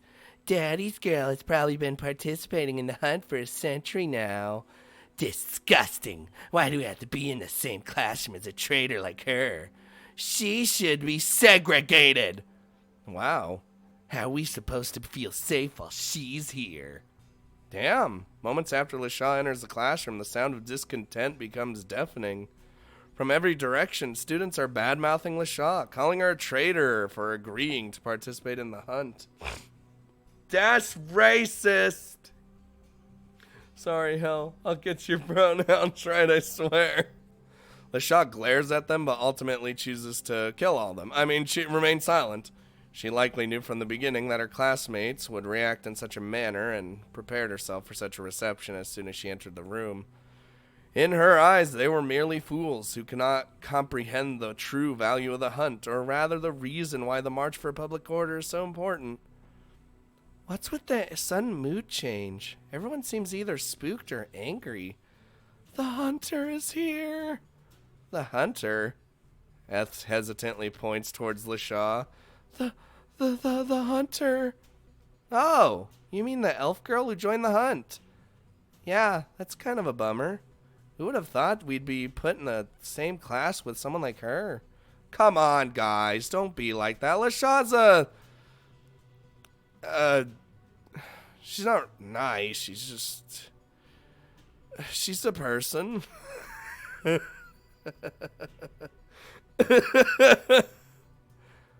I mean, okay, she's nice once you get to know her, I guess. And you get used to her sarcasm. LaShaw's a person. And you build up a tolerance to the hurtful things she says. You know what? I don't think she's actually a good person. Are you sure she's that nice person? You aren't making it sound that way. How could she possibly be a nice person? She's a hunter. So what? That doesn't mean she's automatically a bad person. Of course it does. Hunters are evil, merciless people who deserve nothing but hate. Holy shit. And that's how much Eth hated us last time. Surprised by Eth's strong reaction, Ray and I glance at one another for a moment. In reaction to a talk of hunters, the soft-spoken, slowly paced Mandragora, whom we both befriended, has finally started to show her thorns. She's a fucking plant.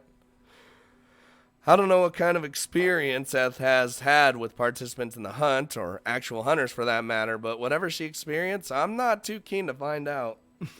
Oh, Monka TOS. She's a person, oof, that feels harsh. I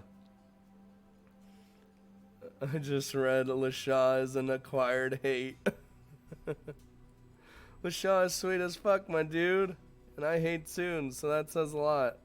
Sorry, Terracole. Aww. I don't like Soons all that much either, so. It takes a specific Soon for me to actually like them. Like Owie from Libra.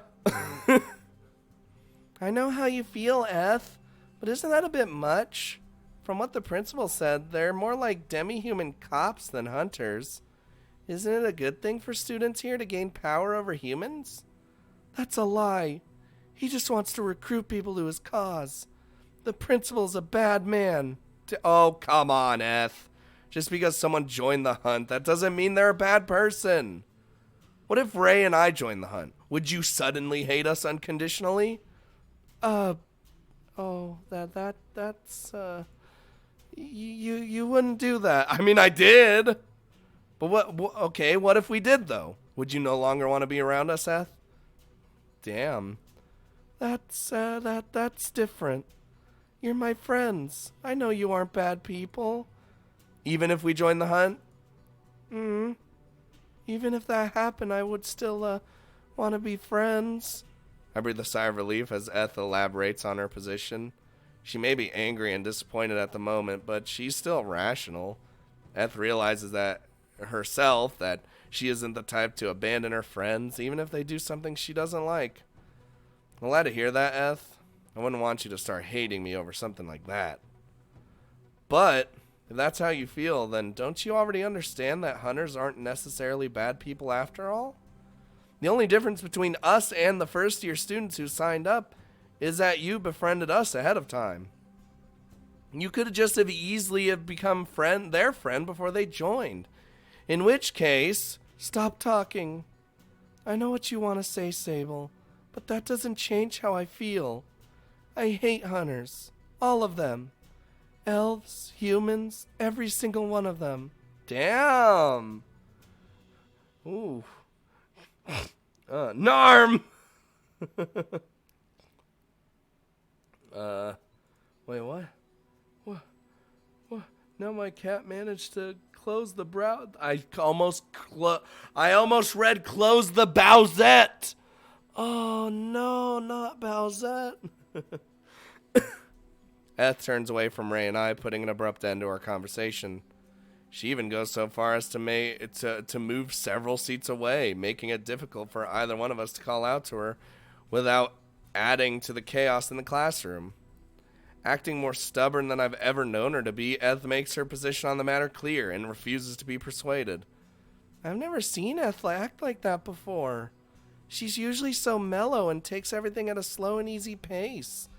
I didn't realize that a plant like her could act so hot-blooded. You shouldn't be too surprised. Uh-oh, Josie. What's up, Josie? It's okay. You're only 2 hours late. To move to another room, I would have to move. That's not an option. I know that the two of you became close friends quickly, but even so, the fact remains that you guys only just met a few weeks ago. Even if that was enough time for you two to become friends, you're still a long way off actually knowing one another in any meaningful capacity. Yeah, I guess you're right.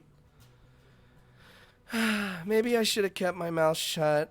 I wanted to make Eth feel better, but instead all I did was make her mad. I wouldn't worry about Eth too much. She's angry at the first years who joined the hunt, not us. Let's give her some space. I'm sure she'll be back to normal in no time. Yeah, unless this is normal for her. Excuse me? You said it yourself, Sable. What do we really know about Eth? You and I know everything about one another, do we? But when it comes to Eth, what do we actually know about her? You know everything about me? Uh-huh. Want to see my impression of you? I'm Sable. I'm big dumb nerd who's obsessed with demi-humans. I'm surrounded by pretty girls, but too much of a wuss to make a move on them. I think I'm a mad scientist protagonist whose personality flaws are cool, but I'm actually just a sleep-deprived and malnourished dummy who wants to be a magic researcher. I mean, that was pretty good. I'll give her that. That was pretty good. I love whenever she calls Sable just a big nerd. It's just Ray calling him out. Bits for Eth. Seems legit. So that's how you see me, huh? Fine then. Get a load of this. Hi, I'm Ray. I'm a simple-minded glutton who does nothing but sleep and eat and make fun of people who are more motivated than I am. I call myself a demi-human, but I'm basically just a normal human being with a stretchy neck. I never think anything through, and only part of my body I listen to is my stomach. I only came to Amatronia so that my parents would get on my back. The truth is, I have no intention of studying or even graduating. I just want to have fun forever. Wow, they're just talking shit to each other now. God damn. Bits for doesn't matter. Alright, get your food, little drag. I smirk triumphantly as I finish my impression of Ray. Ray stares at me quizzically, seemingly undecided how she feels about what she just heard. Ha! How do you like that, Ray? You still think, we know everything about one another? Not bad, Sable. Not bad. Your voice wasn't quite as feminine as mine, but your observations were spot on. You admit that I was correct? Totally. It's just like I said, the two of us really are on the same wavelength. But let's be super serious for a second. Even if we're both predictable and two-dimensional, the same doesn't necessarily apply to Eth. We're two-dimensional dudes. Kill him, Sable. Have fun sleeping, Gustar. We'll see you later. She probably has all kinds of emotions and morals and junk. She might even have a well-defined personality forged through genuine hardship. Compared to secondary characters and supporting cast members like us, she's a completely different beast altogether. I can't even begin to tell you all the things wrong with what you just said. Me, a secondary character? Bitch, get out of here. But I'll overlook it, just this once. Eth's situation takes precedence here. I want to keep getting along with Eth. However, I also don't want to stop conversing with LaShaw, even if she joined the hunt. Do you think I was right about Eth just needing some time to cool off, or is this a bigger deal than I made it out to be? That's a tricky one. If I could actually predict Eth's reactions, we wouldn't be in this mess. Even though I'm more similar to Eth than a full-blooded human like yourself might claim to be, I don't understand her all that well. This may come as a shock to you, but the truth is, I've never once been discriminated against because of my race. Especially not by humans. Funny that, huh? That doesn't surprise me at all. Last time I read a VN character talking about two-dimensional, it didn't end well for anybody. Oh. Oh, there, Ray. Too meta right now. You're the stupid.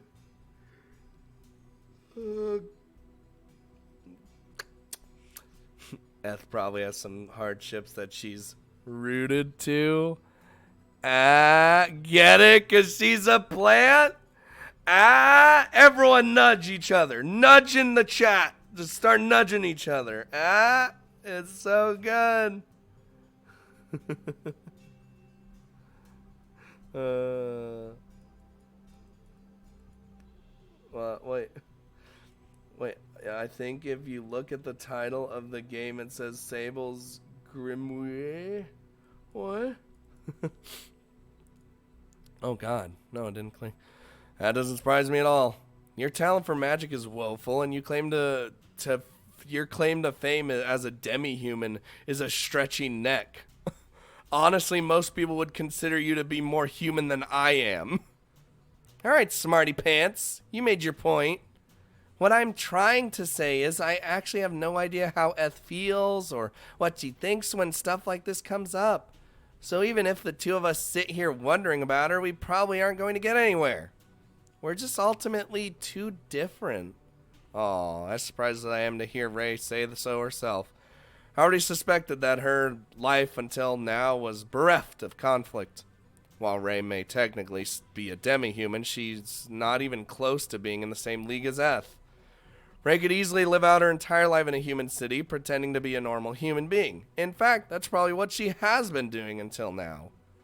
For a being with Eth's traits and genetic makeup, on the other hand, living amongst humans essentially, or especially while remaining incognito, would likely prove impossible. Eth is not a human being. Furthermore, the differences between Mandragoras and humans are not easy to bridge. Despite all our similarities, there will always be some matters for which we'll never see eye to eye. Liar, liar, plans for hire. Choose that, she could give us wood. Whoa! Oh. By the time class has come to an end, order is still yet to be restored. Lishaw is isolated, Eth is fuming, Ray is at a loss for what to do, and the rest of my classmates are either angry or uneasy. Eager to escape this atmosphere, I hastily make my way to the student dorms. With all the other students either in class or eating in the cafeteria, the dorms are empty, offering me a moment of silent contemplation as I hope for a break from this awful situation. Damn it, Ein, what the fuck were you thinking? There was already a big enough gap between Lishaw and our classmates as it was. Now she's practically a martyr. And why now? Why, when we're in the middle of merging classes and reeling from a massive loss in number, would he introduce this kind of unnecessary drama? It wasn't a good idea. Like, he explained himself in the last time, but... Brace yourself. Uh-oh. Resume clips. I can't understand that man's thought process one bit. I like Lishaw's a person. Water. Ooh. Oh no, the water's giving me a stretch. Oh, yeah.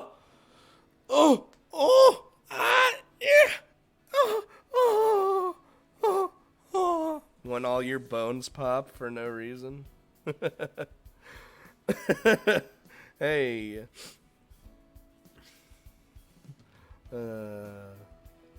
What's up, Slav? Speaking of ticks, what do you call her when she farts? Pixie dust. Still unsettled by everything that happened, I entered my dorm room with a clouded mind. All I can think about is the scene from my classroom and my inability to do a thing about it. No matter how much I think this over, I just can't seem to find a path forward which I find satisfactory. Hell, I can't even convince myself that I haven't already screwed up royally. Still, I have changed seats and sat down. Oh wait, rewind. Should I have changed seats and sat down next to LaShaw? LaShaw doesn't seem that like the kind of person to need reassurance, but it would have been a nice gesture if nothing else. But if I'd done that, how would Eth have reacted? She seemed pretty distraught just seeing LaShaw's face. I can imagine what would have gone through her head if I left her side in order to sit next to LaShaw instead. I sit down on the edge of my bed and then lower my torso onto the blanket. This break isn't long enough for a nap, but at the very least I ought to be able to rest for a short while. Maybe this is just one of those situations where there is no right answer. I already turned down the principal's offer to join the hunt, so in a way I suppose I've already made my choice, but even then, I don't want to pick a side or vilify anyone for their choices in the matter. Oh my god. Well, ...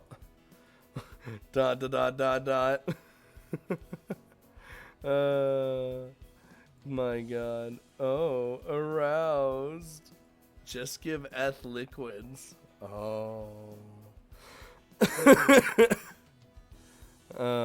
Is it simply not possible for everyone to just get along? I think Twitch is fucking up today, guys, with the Air 3000. The moment I close my eyes, a familiar ringing sound reaches my ears.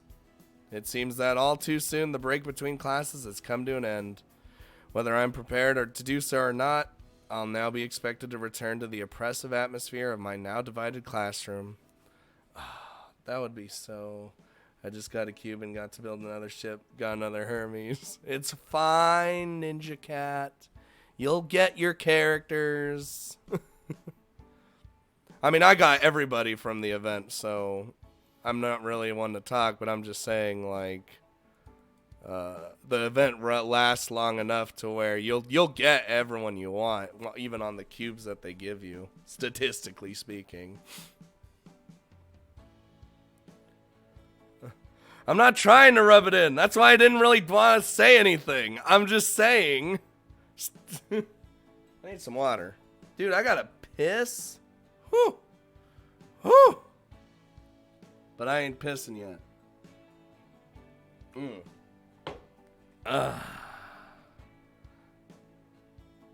I need Shukaku, Hyuga, and that Noah something. What I miss? A lot of things. Unsurprisingly, the atmosphere in the classroom hasn't changed significantly since the previous lesson. While a few students appear to have regained their calm, the majority are silent or whispering amongst themselves quietly. Furthermore, even by the time class is supposed to have begun, several students are absent. Given the current state of the class, chances are that they're skipping this lesson in order to avoid any unnecessary drama. And yet, as far as I can tell, those most affected by the current situation seem to be present. LaShaw and Eth both showed up after all. Given LaShaw's stubborn nature, I'm not surprised that she decided to come. But as for Eth appears to be glaring at the back of LaShaw's head with all her might, showing more contempt than I thought possible for her. Rather than back down and avoid this awkward situation, it seems as though Eth has decided to stand her ground. At least they aren't fighting. No matter how hard Eth tries, it's not like she can actually bore a hole into the back of LaShaw's head with her eyes. No kidding. If Eth didn't hate moving around so much, I'm sure she would have gone over to confront the elf girl by now. The second I voice my complaint, Ray appears by my side, as though manifesting out of thin air. You're clinging to my side the moment I walk through the door, Ray. Careful. If you keep acting like that, people are going to get the wrong idea about us. You're right. I hadn't thought about that. It wasn't a problem with Eth, but with the two of us, a boy and a girl who both look human, rumors are sure to spread like wildfire. I don't just look human, Ray. I am human. Anyway, it was only a joke. I just wanted to point out that you were sticking with me instead of Eth for once. What's going on over here? Dating F, does this make us a pedophile?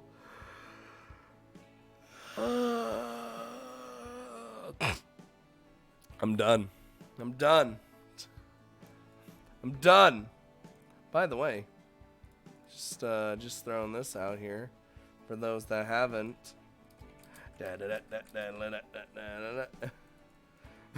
End the stream right there.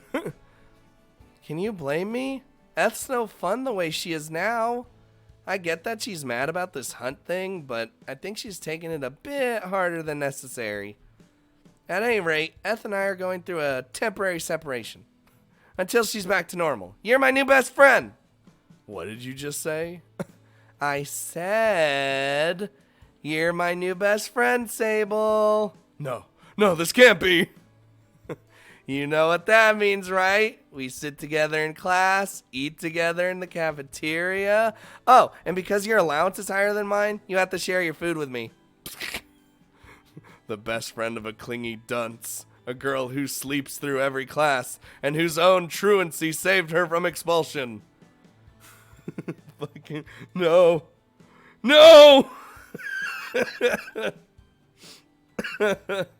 I managed to burn most of my forearm. What did you do, little drag? Well, what the fuck, Blizzard? God damn it. How much can she eat? She's literally a black hole. Since our dorm rooms are right next door to each other, we should stay up late chatting and maybe have sleepovers too. My studies, my grades, my privacy. I can feel everything that I've been striving for being taken away from me. Hey, are you listening to me? Hello, Earth to Sable. No, I can't let that happen. I have to do something about this before it's too late. I leave Ray's side and make my way over to Eth. Hey, how's it going?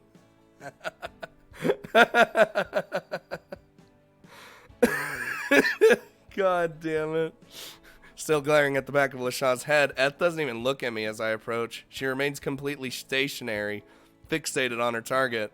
Nonetheless, I make my move. Hello again, Eth. Ready for another exciting lesson with your new classmates? Please save me. I don't wanna be best friends with her. Oh, you feeling lethargic? You can always move to the back of the room where there's plenty of sunlight. Stop being racist. Man, it must be awesome to be able to photosynthesis, huh? You know, I heard a rumor that you and Ray are more than just friends. Is it true? I'd hate to get between you two, the two of you unintentionally. Go away, Sable. Damn! Yeah, all right. He's just... Damn, get fucking shit on. I give up without a fight as Eth ignores every single one of my attempts to start a conversation. Unfortunately, it seems Eth is in no mood for the kind of silly banter she usually enjoys. See? Told you. It's like she's a completely different person. Yep, no argument here. Is giving Eth time to sort out her feelings really all we can do? It sucks to feel powerless, doesn't it? No matter how much you want to help, you know that anything you try to do will make matters worse. Don't worry, you'll get used to it. I know I am. Let's just keep doing what we always do, and when Eth decides she's had enough of pouting by herself, she'll come right back to us. Yeah, she's pretty mad, you know. Hold on. Speaking of which, wait. No, we haven't. All right, I'll be back. I need a piss. Gotta piss. Gotta pee. Got a lot of pee in my bladder, and I'm gonna pee it all over here.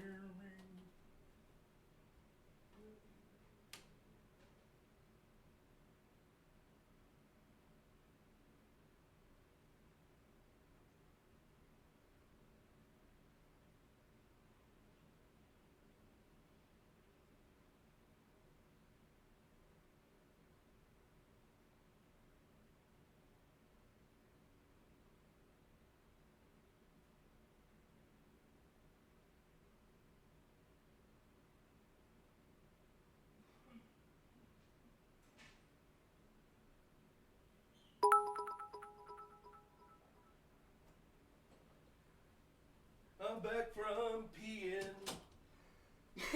Ooh. Hey. Ooh. Ow. Ow. Ow. Ow. Oh, God. No. No. No. No anarchy. Yeah, it got real quiet because there's no music playing. There's no, ooh, commissions, you say. By the way, if you guys aren't playing Azure Lane yet, you should. And then you should join our guild. We have like 6 spots left. It's fucking great. There's really no benefit to being in a guild yet, but there will be one day. And when that day comes, we'll be ready. Because we're like level 6. Alright.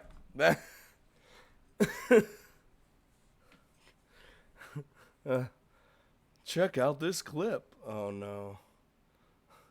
Fucking. When Twitch is messing up and giving me a lot of ads to watch for bits. Oh.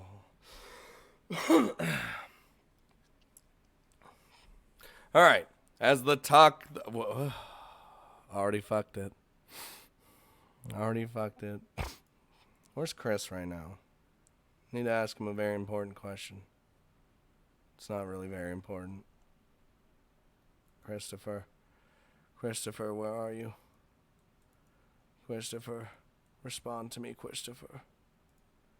Why are you not here, Christopher?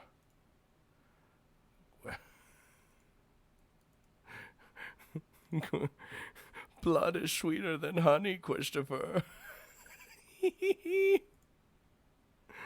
Oh, God damn it, dude. Anyway, I don't even play it. That's where you failed. Who's Chris?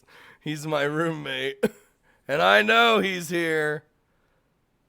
Actually, he's not. Huh. Funny that. Anywho, as talk of the hunt continues to permeate through Amadronia Academy, rifts begin to form amongst the first-year students. Whether one is a participant in the hunt, a supporter or protester of the campaign, or someone who doesn't feel strongly either way, there's no escaping the drama.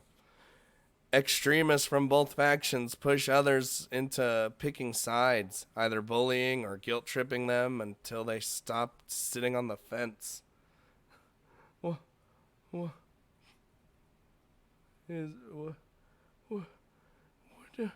We need a blood pact, Christopher. Arguments break out frequently, often prompting intervention from teachers before matters can escalate, and more than a few students are sent to the principal's office. God damn. As he wished, Ein's impassioned plea has stirred up the emotions of the students and made them think about the hunt far more than they usually would. Unfortunately, even the principal himself could not have predicted the antagonism that soon followed. Oh no. Oh no, Blizzard. Hello? Blizzard?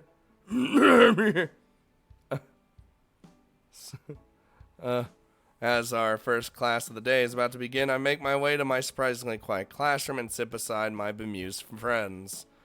Eth has a scowl on her face, as she often does lately, whereas Ray appears to just be plain bored. Sable! Do something funny. You're asking me to do something funny? Class hasn't even started yet, and I'm already falling asleep. How many times do I have to tell you, Ray? I'm not your personal jester. I take it this means Eth is still not talking to you? She's talking, but it's all just grumbling and complaining. All she says is hunt this and traitor that. I get it, Eth. You made it clear how you feel. Now can we get back to enjoying life again? Yeah, seriously. Like, Scott is hyper shake. God damn it. Eth doesn't respond. Never mind. I guess it's back to the silent treatment. Electrocute Ray. That would be funny. Why does everyone have to be so wrapped up in this nonsense? I just want everyone to go back to how it was before. So do I. unfortunately, I don't think that's going to happen, to be honest with you. Fence sitters like us are the minority. Most of the students in our grade seem to feel quite strongly about this. I'd say that'll be a while before life returns to normal. That's no good. I don't want Eth to stay like this any longer. Sable, you try talking to her. Me? I'm bad at talking to people anyway. What do you think I can do? You're her best friend. If you can't even get through to her, what makes you think I can? I don't know. Just give it a shot, okay? Even if it doesn't work, it can't hurt. I don't know. Come on, all I'm asking you is to talk to her. Put on the old brain of yours and put that old big old brain of yours to good use for once and help a girl out, would ya? This is a good use of brain power, but studying isn't. Fine, I'll give it a shot, but don't get your hopes up. You'll be fine. I believe in you, Sable. And even if you fail, I'll still welcome you back with open arms. Somehow that doesn't fill me with confidence. I get up and walk past Ray, then take a seat next to Eth instead. Eth doesn't move or acknowledge my presence in any way. Even as I lean closer to her, once again, Eth's gaze is fixed squarely on the back of Lashaw's head. So, back to staring at Lashaw, huh? Well, whatever floats your boat.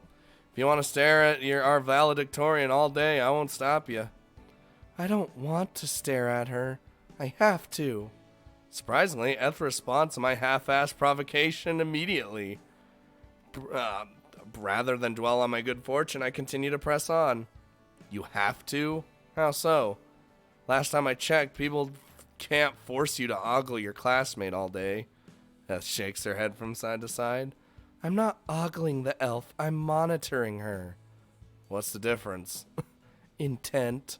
Eth sharpens her glare as she focuses on Lashaw even more than before. The hunter must be monitored, otherwise she might do something dangerous. You really think that the top student in our grade is going to lash out or hurt someone? It's possible. She's a hunter after all. So all hunters are dangerous beings who might explode at any moment. Is that it? Fine then. Keep glaring at her. It's not like you staring at Lashaw is going to have any effect on her anyway. You're right. Even if I'm monitoring her, nothing will change. I need to be proactive. Uh-oh. Sable, why do you say words? Why can't you just shut the fuck up sometimes and just not? Just not. Yeah, this is... Well, proactive... No, that's not what I'm saying. Oh, shit. Eth, where are you going? Eth, don't do anything rash. She could create fire and burn you. Spurred on by my words, Eth gets up from her seat and walks to the front of the classroom. Oh. She then approaches Lashaw, who is sitting all by herself, and looks down at the seated elf. Lashaw cocks her head as she notices Eth's presence. Yes, what is it? If you have something to say, be quick about it. Class will begin at any moment now. No, this is a big monka help. Not at all intimidated by the fierce expression on Eth's face, Lashaw responds while maintaining her usual countenance. Mustering her resolve, Eth summons the courage required to approach our classmate, the fearsome hunter, and tell Lashaw what's on her mind. You're a hunter. Yes, that's right. What of it? You make me mad. Joining those people, turning against us. You're a bad person. Oh, yes. I'm an evil being who deserves punishment. Is that all you wanted to say? If so, I suggest you return to your seat now. In spite of Eth's attempt at confronting Lashaw, the stoic elf maintains her calm and barely reacts at all. For better or worse, it seems she's already become used to this sort of treatment. Unfortunately, Lashaw's calm demeanor only serves to frustrate Eth, who stands her ground and continues to glare at Lashaw. You've said your piece, child. I don't need to hear any more. Now why don't you go back to your friends and brag about how you stood up to the evil elf, Lashaw's not really helping anything either, to be honest. She's like being more of a bitch. And cliffhanger. No. If one of us should go, it's you. You're the traitor. You should leave. Sit down, foolish girl. Before you what? Hunt me down too? This classroom isn't made for people like you. Get out, traitor. Damn. Let me get this straight.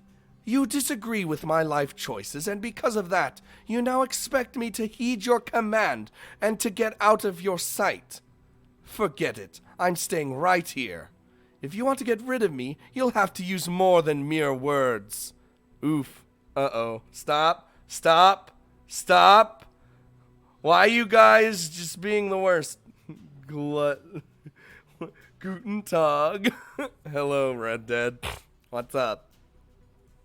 Eth and LaShaw both go quiet as they continue to glare at one another. Neither of them seem to have any intention of moving, nor do they wish to concede to the other's will. Eth's confrontation has quickly turned into a war of attrition. On one side, the arrogant or self-assured elf. On the other, a girl who is genetically predisposed to standing perfectly still and for great lengths of time. I'm only staying here because I can't move. At the rate things are going, this might very well be decided who can go the longest without food and water. Yeah, you tell her, plant girl. That's right, give that traitor what she is coming to her. Huh? Go on, Greenie, kick that pompous elf's ass. Fight. Beat her ass. Yeah, that's right. Evict that bitch already. I'm fucking that's a bit... Come on, what are you waiting for? Just punch her right in the face. Get lost, Hunter. Your kind ain't welcome here. Kick her out. Damn. This escalated.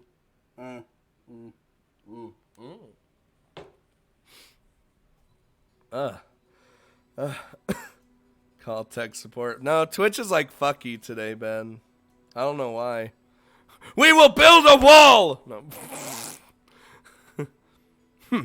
So this is your plan then, is it? You seek to gang up on me knowing that you cannot take me down alone. No, I wasn't going to do anything like that. I just wanted to... Don't back down now, plant girl, kick her ass! Woo! Yeah, we got your back. Even if she's an elf, she can't take us all on. Where's the teacher? Go ahead and try it, I dare you. No, this isn't what I want. Our classmates continue to hurl insults and incite violence as Eth quickly loses her confidence. What started as a simple declaration of disapproval has rapidly escalated into a scene where a fight might break out at any moment. Sable, what should we do? If those two fight, Eth's going to get herself killed. I don't think Eth plans on fighting anyone. She's shaking just standing there. Even so, you're right. We need to put a stop to this before this gets any more out of control. What are you going to do? Even if you know those two, they aren't exactly in stable frames of mind right now. If you aren't careful, you'll get hurt as well. It won't come to that. Our classmates are the ones who want violence, not those two. I'll settle this with words. Just you watch. Be careful.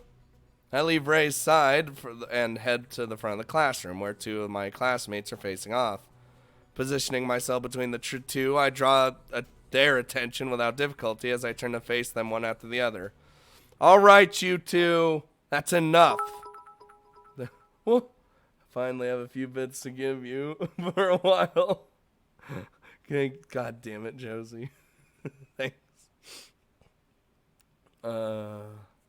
There's no need for violence. Let's just return to our seats and wait for the lesson to begin, okay? Tell that to her. I haven't moved an inch. What, an inch? What's an inch? An inch since this girl had approached me. Sable, I didn't mean to. I know, Eth. You didn't mean for this to happen. You too, LaShaw. You've shown great restraint and maturity by not allowing yourself to get swept away by all this. Of course. Did you expect anything else less from me, Baka? I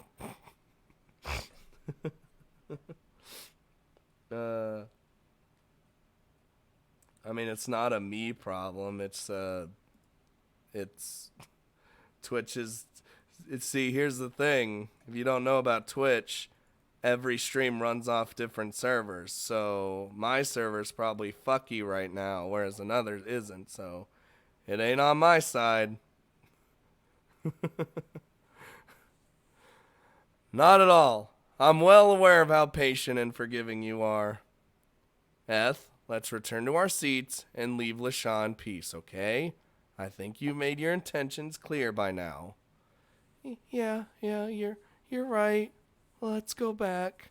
The situation diffused with great haste as the two girls both agree to return to the way things were before. I expected as much, but at the same time I'm relieved. Even knowing these two as well as I do, there was always a chance that one of them would react in an unexpected manner. Thankfully, that is not the case. LaShaw sits back down, and Eth by my side begins to walk with me back to our seats. Until we are forcibly stopped. Uh-oh. It figures a plant wouldn't have the spine to finish what she started. She doesn't even have a spine. Even with all of you us backing you up, you still gave up? Just like that? What a coward. He doesn't look like he'll watch this. Bye, Ben. A handful of students block our path as Eth and I attempt to return to our seats. Despite the fact that LaShaw is their target, it seems they have instead chosen to make an example of Eth, who failed to follow through with their threats. What the fuck? Girls are surprised. Wait. Scott won't lie to us. Get back down there, Greenie. Show that elf what you're made of. Yeah, don't let the human manipulate you. Can't you see what he's doing? Humans are the enemy! They're even worse than those warmongering elves. Don't let yourself be deceived by this man. The enemy? No. Sable isn't like that. He's just... Don't kid yourself, kid. All humans are evil. It's true. If it weren't for them, the hunt wouldn't exist in the first place. Yeah, that's right. Don't forget, the whole reason the hunt exists in the first place is that humans can oppress us. Hey, maybe we should start with the human instead of the elf. What do you guys think? Kill him! Kill the human! Uh-oh. How much longer are you gonna stream? I don't know. When a good cliffhanger comes up, like Tara Colt keeps saying. He's a good daddy. Dangerous thoughts begin to spill out of the mouths of the small group of students as they size up Eth and I. Going mentality. Wait, did I say going? Gang mentality. Going mentality. Dude, that's a movie title.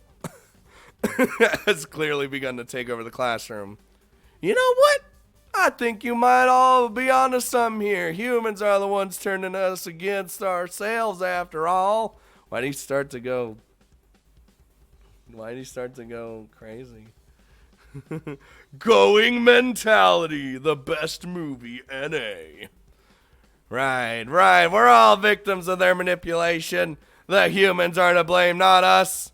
Let's make an example out of this one so the other humans know what they're in for. Uh-oh. I unconsciously take a step back as the students move toward me. While I do feel confident that I could take these students on, even with this infernal bangle on my wrist, I have no desire to fight anyone or to add to the drama. Yeah, Sable doesn't fight. He's like a pacifist. This summer, Going Mentality, starring Tom Cruise. No, I don't know. But with my own classmates turning against me, do I really have a say in the matter? These students aren't going to listen to me, of all people, so reasoning with them is likely out. I need someone to beat their ass for me. Can someone do that for me, please? My only option right now might very well be to... Enough of this. If you're itching for a fight so badly, then I will gladly be your opponent. LeShaw? Hypers! The students halt their advance as their previous target suddenly cuts in. LeShaw glares at the students without mercy, prepared at any moment to make good on her offer. It figures you'd protect the human. What a bunch of bitches!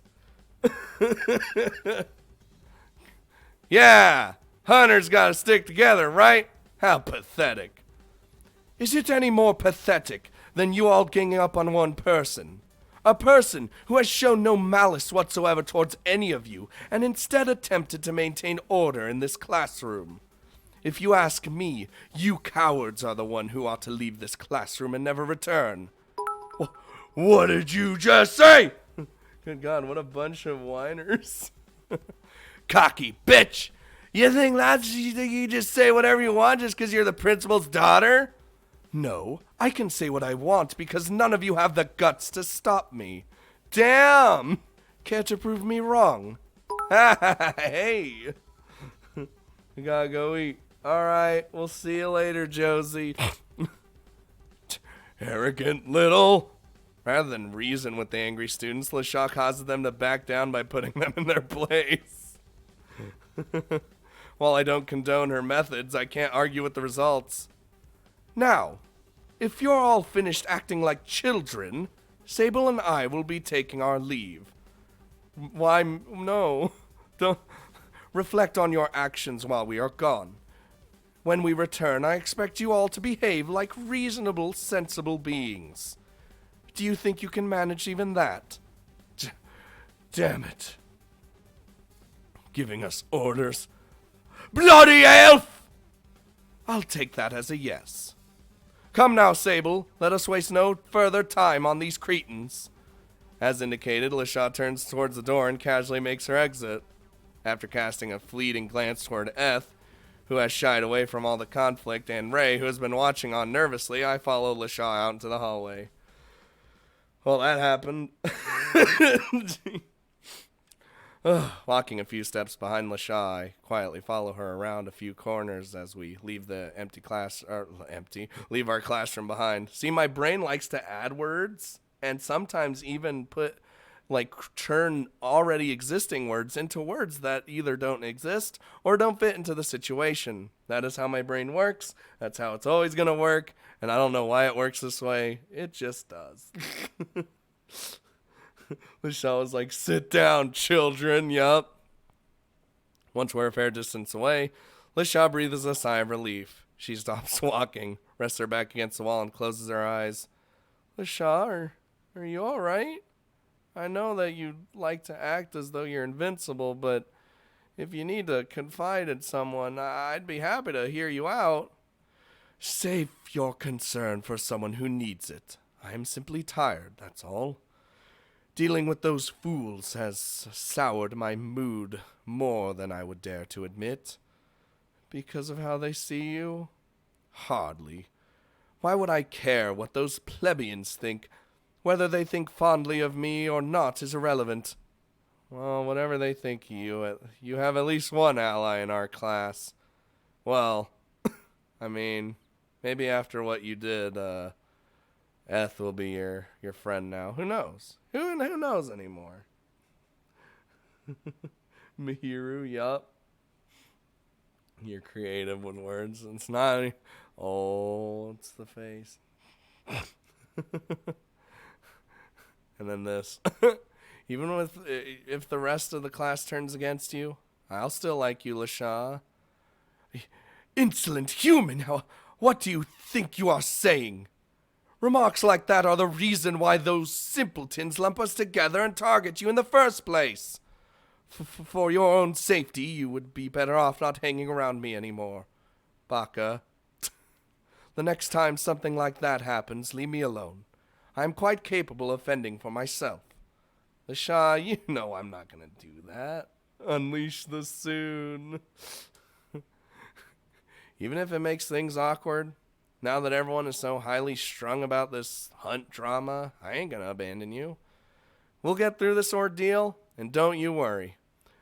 And if anything ever, if it ever seems like it's all too much, remember that you can always confide in me, okay? I'm not going to need your help. I can take care of myself. Even so, I shan't forget your offer. If there comes a time when I am in need of your assistance, I will not hesitate to contact you. Okay, that's nice. Rip Sable LaShaw friendship? No, it's fine. We're good. I like LaShaw a bit more now. Because she's top bitch who just fucking put some dudes in their place. By literally being like, sit down, bitches. You ain't gonna do shit. Oh, here comes. The back breaking and the arm popping and the. After parting ways with LaShaw, I decided to return to my dorm room. The thought of spending this lesson in the library does cross my mind, but after the saga in the classroom, I doubt I'd be able to get much studying done. Until my mind is at ease once more, a bit of rest is exactly what I need. Dude, he is resting a lot. He's just donezo, dude.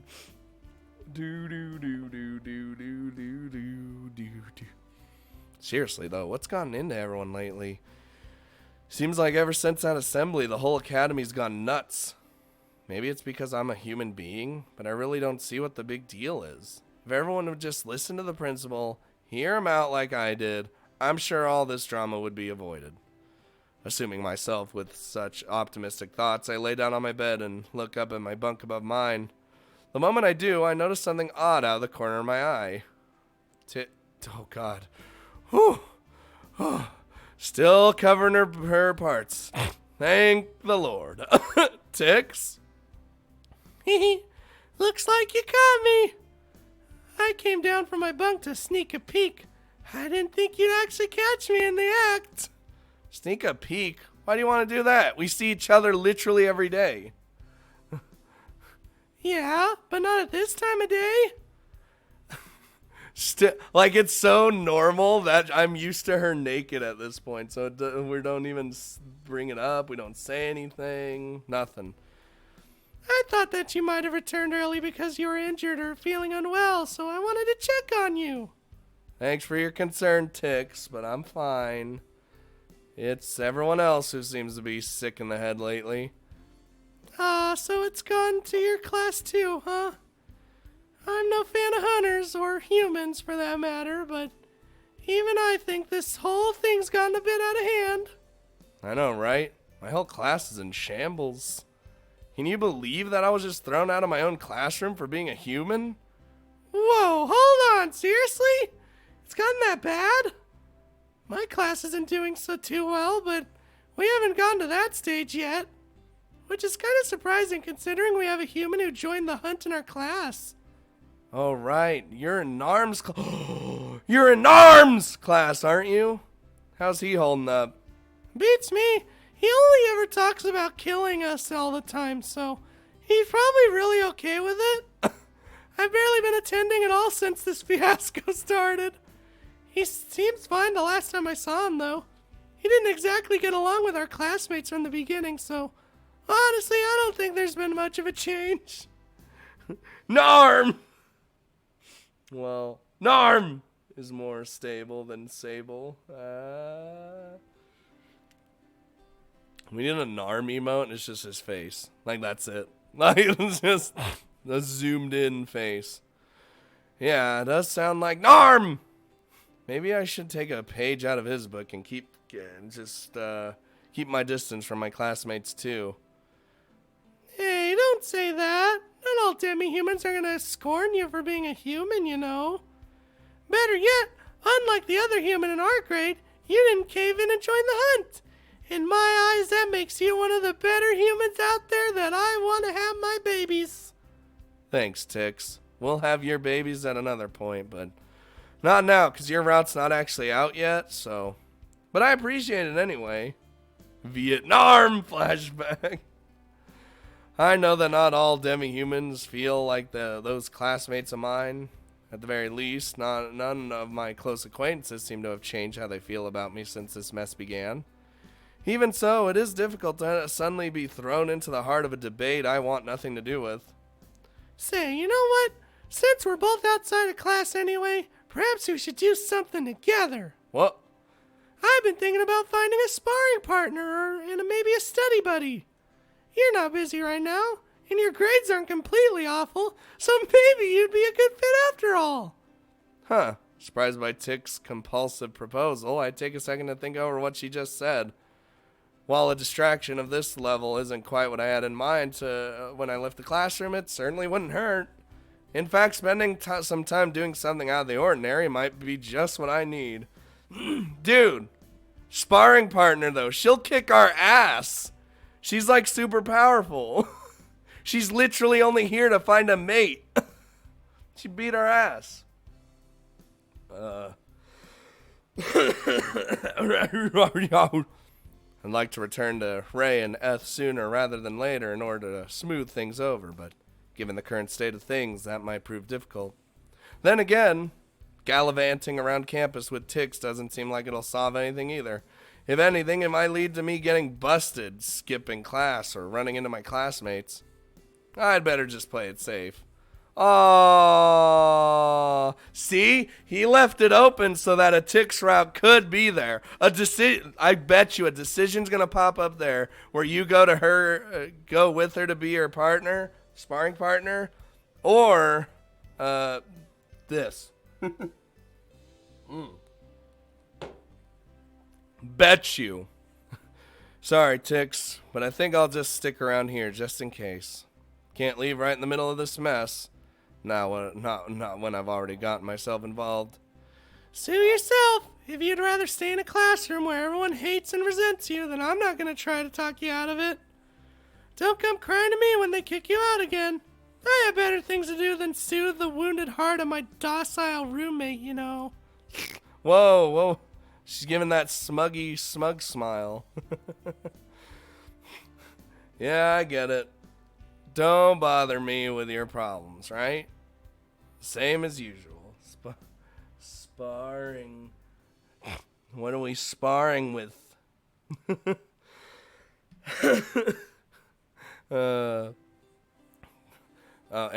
me read that again. Yeah, I get it. Don't bother me with your problems, right? Same as usual. Yep, looks like we have an understanding. All right, if you're not coming with me, I still think it's about time for me to make myself scarce. I'll see you once the heat has died down, okay? Bye-bye! Well, Tix leaves the room without trying to convince me any further. She left naked. Still miniaturized. Still naked. She manages to open the door and slip out with ease, flying down the hallway without a care in the world. Now that she did that nude. Now then, with Tix gone and the room peaceful once more, I think it's time for a bit of rest and relaxation. A nap ought to help reset my mind and refresh my mental state. I close my eyes and lay down once more. Well, crap, not tired. Rip, feels bad. Tix, you're naked! She knows. She just doesn't give a shit, apparently. Half the school has seen her naked. No sooner have I closed my eyes than I open them once more. After enjoying a full night's sleep and failing to sit through even one class, I'm now wide awake. Even if I lay perfectly still with my eyes closed, I won't soon fall asleep. Usually I'd be glad to be wide awake and not need to sleep, but right now a break from reality is exactly what I need. Maybe I should try studying after all? Even if I don't get much done, it's gotta be better than just lazing around. I stand up and walk over to my desk. I then open my terminal and bring up the list of books which I've been meaning to read. Scrolling through the list, one entry in particular catches my eye. A book detailing the history of the hunt, huh? I remember bookmarking it after the principal explained me the true nature of the hunt, but I never got around to actually reading it. Perhaps it's about time for me to open it up and take a look. Without further ado, I open the book and cast my terminal onto the wall in front of me and begin reading. Oh, well, I thought we were actually going to get into the reading the book. Apparently not. Because it let us read the other book. Well, if your magnifying glass or privates, yeah, that's true. That's true. Someone said Sable needed a hobby a while ago. I agree. An hour later, I'm still yet to make a significant dent in the book I've started reading. Filled to the brim with information and propaganda from both sides, the book turns out to be a little more than a collection of newspaper articles and interviews from relevant figures over the past 100 years. Lame. Difficult to make sense of. Rather than reading, it would be more accurate to call what I do deciphering. I wind up spending an inordinate amount of time reading between the lines, trying to differentiate between impartial reporting and biased mudslinging. As a result, I make very little progress despite my keen focus. There's so much conflicting information in here. It's difficult to know what to believe. There are only a few things which seem to go unabated. First, the March for Public Order is Ein's brainchild. He spearheaded the whole campaign and holds it quite dearly. Second, the campaign was initially well received. Humans like the idea of pushing the responsibility of handling demi-human affairs onto their own kind. And demi-humans prefer to avoid potential abuse at the hands of humans. Humans!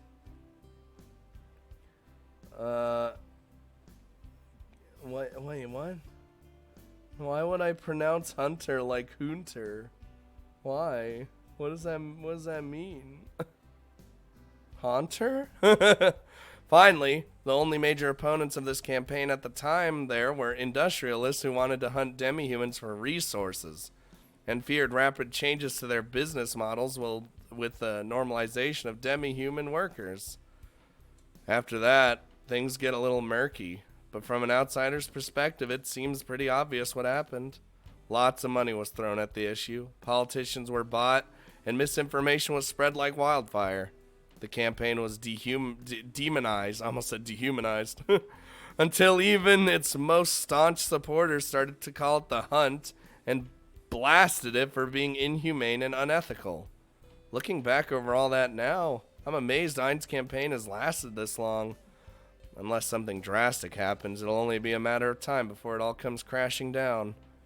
Exhausted from my deciphering, I close my terminal and lean back in my chair.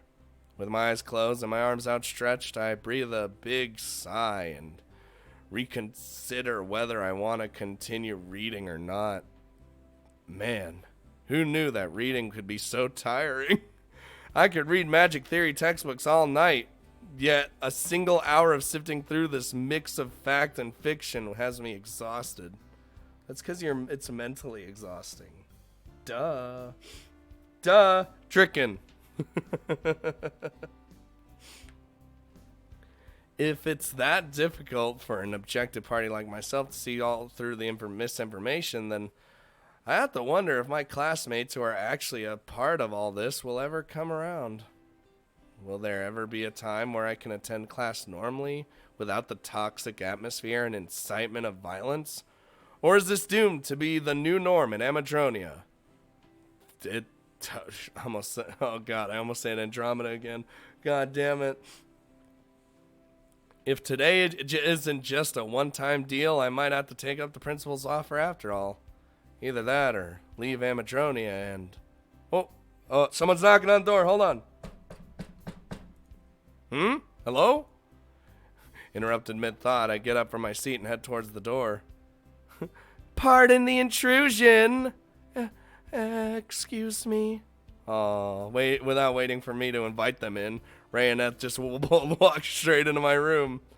Ray takes a quick look around as I close the door behind them, then returns to Eth's side as they face their surprised host. Hi? Space Marines? Question mark? I wasn't expecting visitors. What can I do you for? You've done plenty already, Sable. This time around, it's our turn to do something for you. What do you mean? Come on, Eth, just like we practiced. What do you Monka TOS, wee woo, Space Marines. I stare at Eth quizzically as Ray prompts her to take action. Eth, are you gonna do it or not? It's just Sable, he's not gonna bite you. Oh, for goodness sake. Does somebody want to fill me in? What the hell's going on exactly? I might as well. It looks like Eth isn't going to do her part anytime soon.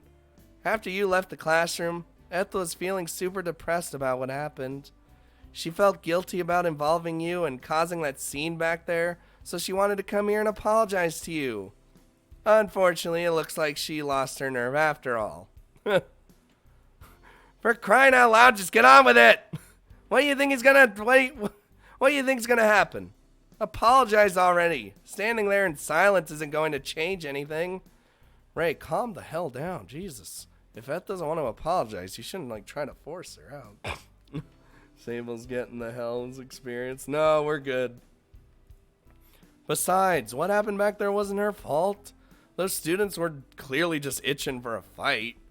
Even if Eth hadn't said anything, I'm sure the next trigger to come their way would have set them off just as badly. No, I must apologize. Oh! Eth slowly raises her head and looks me in the eye. I was wrong. What I did back there, in front of everyone, I should have thought it through. I should have waited until after class and spoken to her privately. And when those students started picking on you, I should have stood up for you. But I froze up and got scared and it's okay, Eth. I understand. It's okay. Shh, here, I'll pet your head. your little head. I know that you didn't mean for any of this to happen. You let your emotions get the best of you and the situation spiraled out of control. It happens to everybody in at least once in their life. It could have happened to anyone. Eth shakes her head from side to side while fighting back tears. That doesn't excuse what I did. Because of me, the whole class turned against you. How am I supposed to make this right? Okay, enough tears. The time for serious talk is over. Eth, if you really want to make this up to Sable, there's only one thing you can do. There is? You know it. Look around, Eth. Do you realize where we are right now? Ray. Two sexy young girls are in the bedroom of a boy whose roommate is nowhere to be seen. It's obvious how Sable expects us... Isn't it obvious how Sable expects us to cheer him up? What? Suck his dick! Wow, little drag. Sable expects something from us? What could that be? Nothing. I don't expect shit from you. My dear Eth, how pure you are. When sexy young girls are invited to a boy's bedroom, there's only one thing that's expected from them, and that is... Whoa, hey, what's going on here? What? Hey, oh. This... Ray throws herself backwards onto my bed, narrowly avoiding hitting her head on the top bunk as she does so. This is great. This is what we've dreamed of. Ray, why are you like this? Look. She then stretches back and lifts her legs in front of her as if posing for a photo shoot. Ray, what do you think you're doing? Don't play dumb, Sable. Even if your eyes aren't used to this side, I'm sure your lower half knows what's going on. Ray raises one of her legs and places her foot on the edge of the bed, then pinches the hem of her skirt with her thumb and index finger.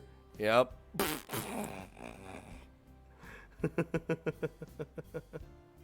Has she no undies? She probably does. She's just... Look at Eth. She's just like, oh, jeez. Like she's pulling down her fucking shirt. God damn it. Dude, this is the thumbnail. Ray's why did I read that again? Oh god, why did I click that again? Also, her chest is rather large. Did I not notice this before? Raising the edge of her skirt inch by inch, a playful smirk appears on Ray's face as she threatens to expose her underwear to everyone present. Yeah, see? She's wearing underwear. See, I told you guys. It's totally fine. Ray, stop it! I don't know what you're trying to do, but you're being far too immodest. You say that, but I can see where you're looking. Your eyes are glued to the hem of my skirt, aren't they? Hey.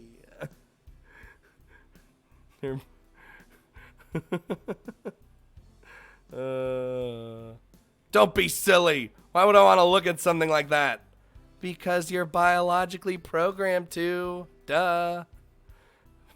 Ray flaps her skirt up and down, clearly toying with me. Come on, Eth. you give it a shot too. Show Sable your sexy side. My sexy side? I don't know if I have that. Ray, don't you dare involve Eth in your perverse antics. It's just this is the path we've chosen. This is the path that we've gone down. Don't listen to him, Eth. He says that, but he's actually really happy. Just look at him, staring fixedly at my skirt, hoping to catch a glimpse of my panties. You're right. She is not! Following Ray's lead, Eth moves towards my bed. Unlike Ray, Eth crouches down in front of my bed rather than sitting down on it. She then turns to face me, clasping her collar with both hands. If this is what it takes, then I'll do it. Then I'll do it. Fucking stupid ass fucking. Eth begins to unbutton her shirt while staring up at me with watery eyes. Please, Sable, forgive me. Someone needs to talk to Ray's parents. I like how at this exact moment too, the internet decides to just act up more than usual. So it's kind of like, blah, blah. It's great. Classic internet. Stop it! Don't beg for her forgiveness while undressing. You're making me look like a total villain here.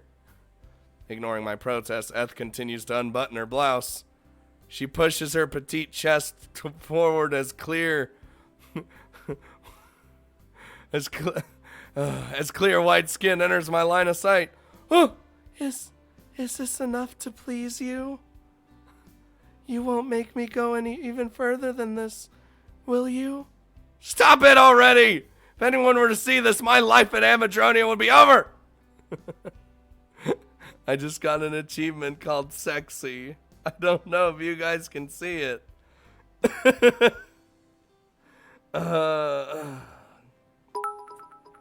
It said sexy, but then a question mark after it. Deflower the flower. Wait, what? Faster! Faster! Before any more blood can rush to my head, I'm relieved to hear the sound of the bell signifying the start of our next class. Thankful for the interruption, I breathe a tremendous sigh of relief as the two girls in front of me come to their senses and quickly fix their uniforms. Ah, man, just when it was getting good. I thought for sure we were finally going to get Sable to snap. That was your goal? I thought you were supposed to be apologizing to me. Eth was apologizing. I was expanding your horizons. I'm not even going to ask. So now that your fun is over, what are you two going to do? Will you head back to class? Are you going to wuss out and hide until the commotion's over like my roommate? Good question. This actually is a pretty good excuse to skip class. Maybe we should... We're going to class. Someone needs to talk some sense into those troublemakers. As the one responsible for all this, I think that person should be me. You heard her, Sable. Class it is. Not yet finished saying her piece, Eth takes a few steps toward me with her stump legs and clears her throat. Sable? I know I shouldn't be asking anything of you after what I did, but can I ask you for a favor? You need me to do something for you? I don't know if I can necessarily help you, but I'll certainly try. What is it? It's nothing hard. It's just...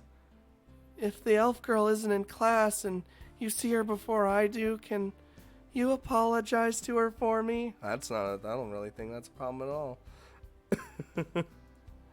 Apologize? Wait, does this mean... Eth shakes her head. My feelings haven't changed. I'm still just as mad as ever as I was before at her. But I understand that I went overboard. Things kind of got out of hand and I lost control of the situation. For that, I want to apologize. Ray is just the thirstiest girl in this BN. Apparently. Smiling from ear to ear in response to Eth's confession, I happily agree to her request. Alright, if I see LaShaw, I'll let her know that you regret the way things turned out. I still think you should apologize to her in person, though, when you get the chance. Yes, I will. Thank you, Sable. You're a much better friend than I am. Now wearing a smile of her own, Eth leaves my bedroom first, leaving Ray and I alone for a moment as our mutual acquaintance makes her way to class. While part of me wants to deny her final words, I ultimately choose to remain silent. Any further talk can wait until our classroom drama has been resolved. Thank you, Sable. I really mean that. You too, Ray. What'd I do to earn your gratitude? I don't recall doing anything you'd need to thank me for. Well, the fact that you think so just proves that I need to thank you all the more. Come back to class soon, okay? We'll be doing our best to pacify the other students, so don't get too used to skipping class. See you soon! Like Eth before her, Ray leaves my bedroom with a bright smile on her face. For a moment, I wonder what reason Ray might have to thank me, but ultimately I choose to leave the matter alone. If Ray and Eth are feeling better now than they were even before they entered my room, then my job here is done. And, whoa. Hey! What? I guess. I guess it's both of them. Anywho, we're gonna... I think you get to choose at the end there, though. So just in case, we're gonna do this. Also, the internet's acting up, so it's probably a good time to stop. We got a lot. We got pretty far, I'd say. Are we here now? No. What? Why is this? Oh, it's probably. Hold on. Can I? Let me go to the main menu real quick. Does it show it? No? Huh. Maybe it's bugged right now. Cause I know they changed. They like did the patch. Maybe it's a little bugged, or maybe it's because I started right here. Like I clicked on here and went there, that it doesn't register. Maybe, like I said, maybe it is just a bug. But yeah, it's never a good time to stop. It is when your internet's fucking dying, apparently. Like, apparently, I've dropped it 6,000 frames. That's insanity. So yeah. Hope you guys enjoyed. Alright, what should we do? Hold on. We gotta do this question first before the internet fucking actually explodes on me. Like what it's doing exactly at this moment right now. Alright. So what should the thumbnail be? Should it be LaShaw summoning the penis rock golem? Them raping hell? Or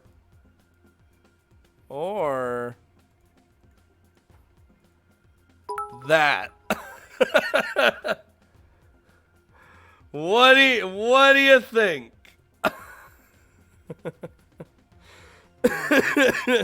What do you think the thumbnail should be? That. I knew Magnus was gonna say that. Are we fucking a plant? The bed. Fine, I'll do that. Jesus. Alright. So, I'm gonna upload this to YouTube despite the internet being fucky at some points. So if you guys showed up late or whatever, it'll be up there soon. I still got 2 more recordings to do. I'll either do them today or tomorrow. But tomorrow, you know, we got the Fatal 12, the Grisea, and the Happy Nightmare coming out. And then, you know, because if you guys hadn't realized, I'll like do my 3 days, then I'll take the day to calm the fuck down. Then I'll do my another 3 days, then another day. You know how it works. So yeah. I don't know when I'm gonna release this one on YouTube. Actually, it'll probably come out it'll definitely come out in the next couple days. So I hope you enjoyed the stream. Thanks for the bits and all the subs and all that stuff. You know, really does help me out. God, I sound like one of those YouTubers that are like, guys, like, favorite, and subscribe. It really helps me out. Even though it really doesn't. Like, as in, like, likes. It really does. No, likes matter. What does the thing that doesn't matter? There's a thing that doesn't matter. I don't remember anymore. But, you know. But, yeah, thank you all for stopping by, even just being around. It's I like seeing your guys' reactions to things, so you know, that's what gives me the joy. Along with playing the game, your guys' reactions. Like, subscribe, comment, hit the bell, Patreon. Fucking res. Yup, you've heard every YouTuber do that. You already know. So yeah. See you guys later. If you're not in the Discord was linked. And yeah, I'll see you guys later for maybe a Sunday stream. Maybe. If I have everything ready to go before then. If not, I'll just record. So yeah. Have fun, guys. Goodbye. See you later.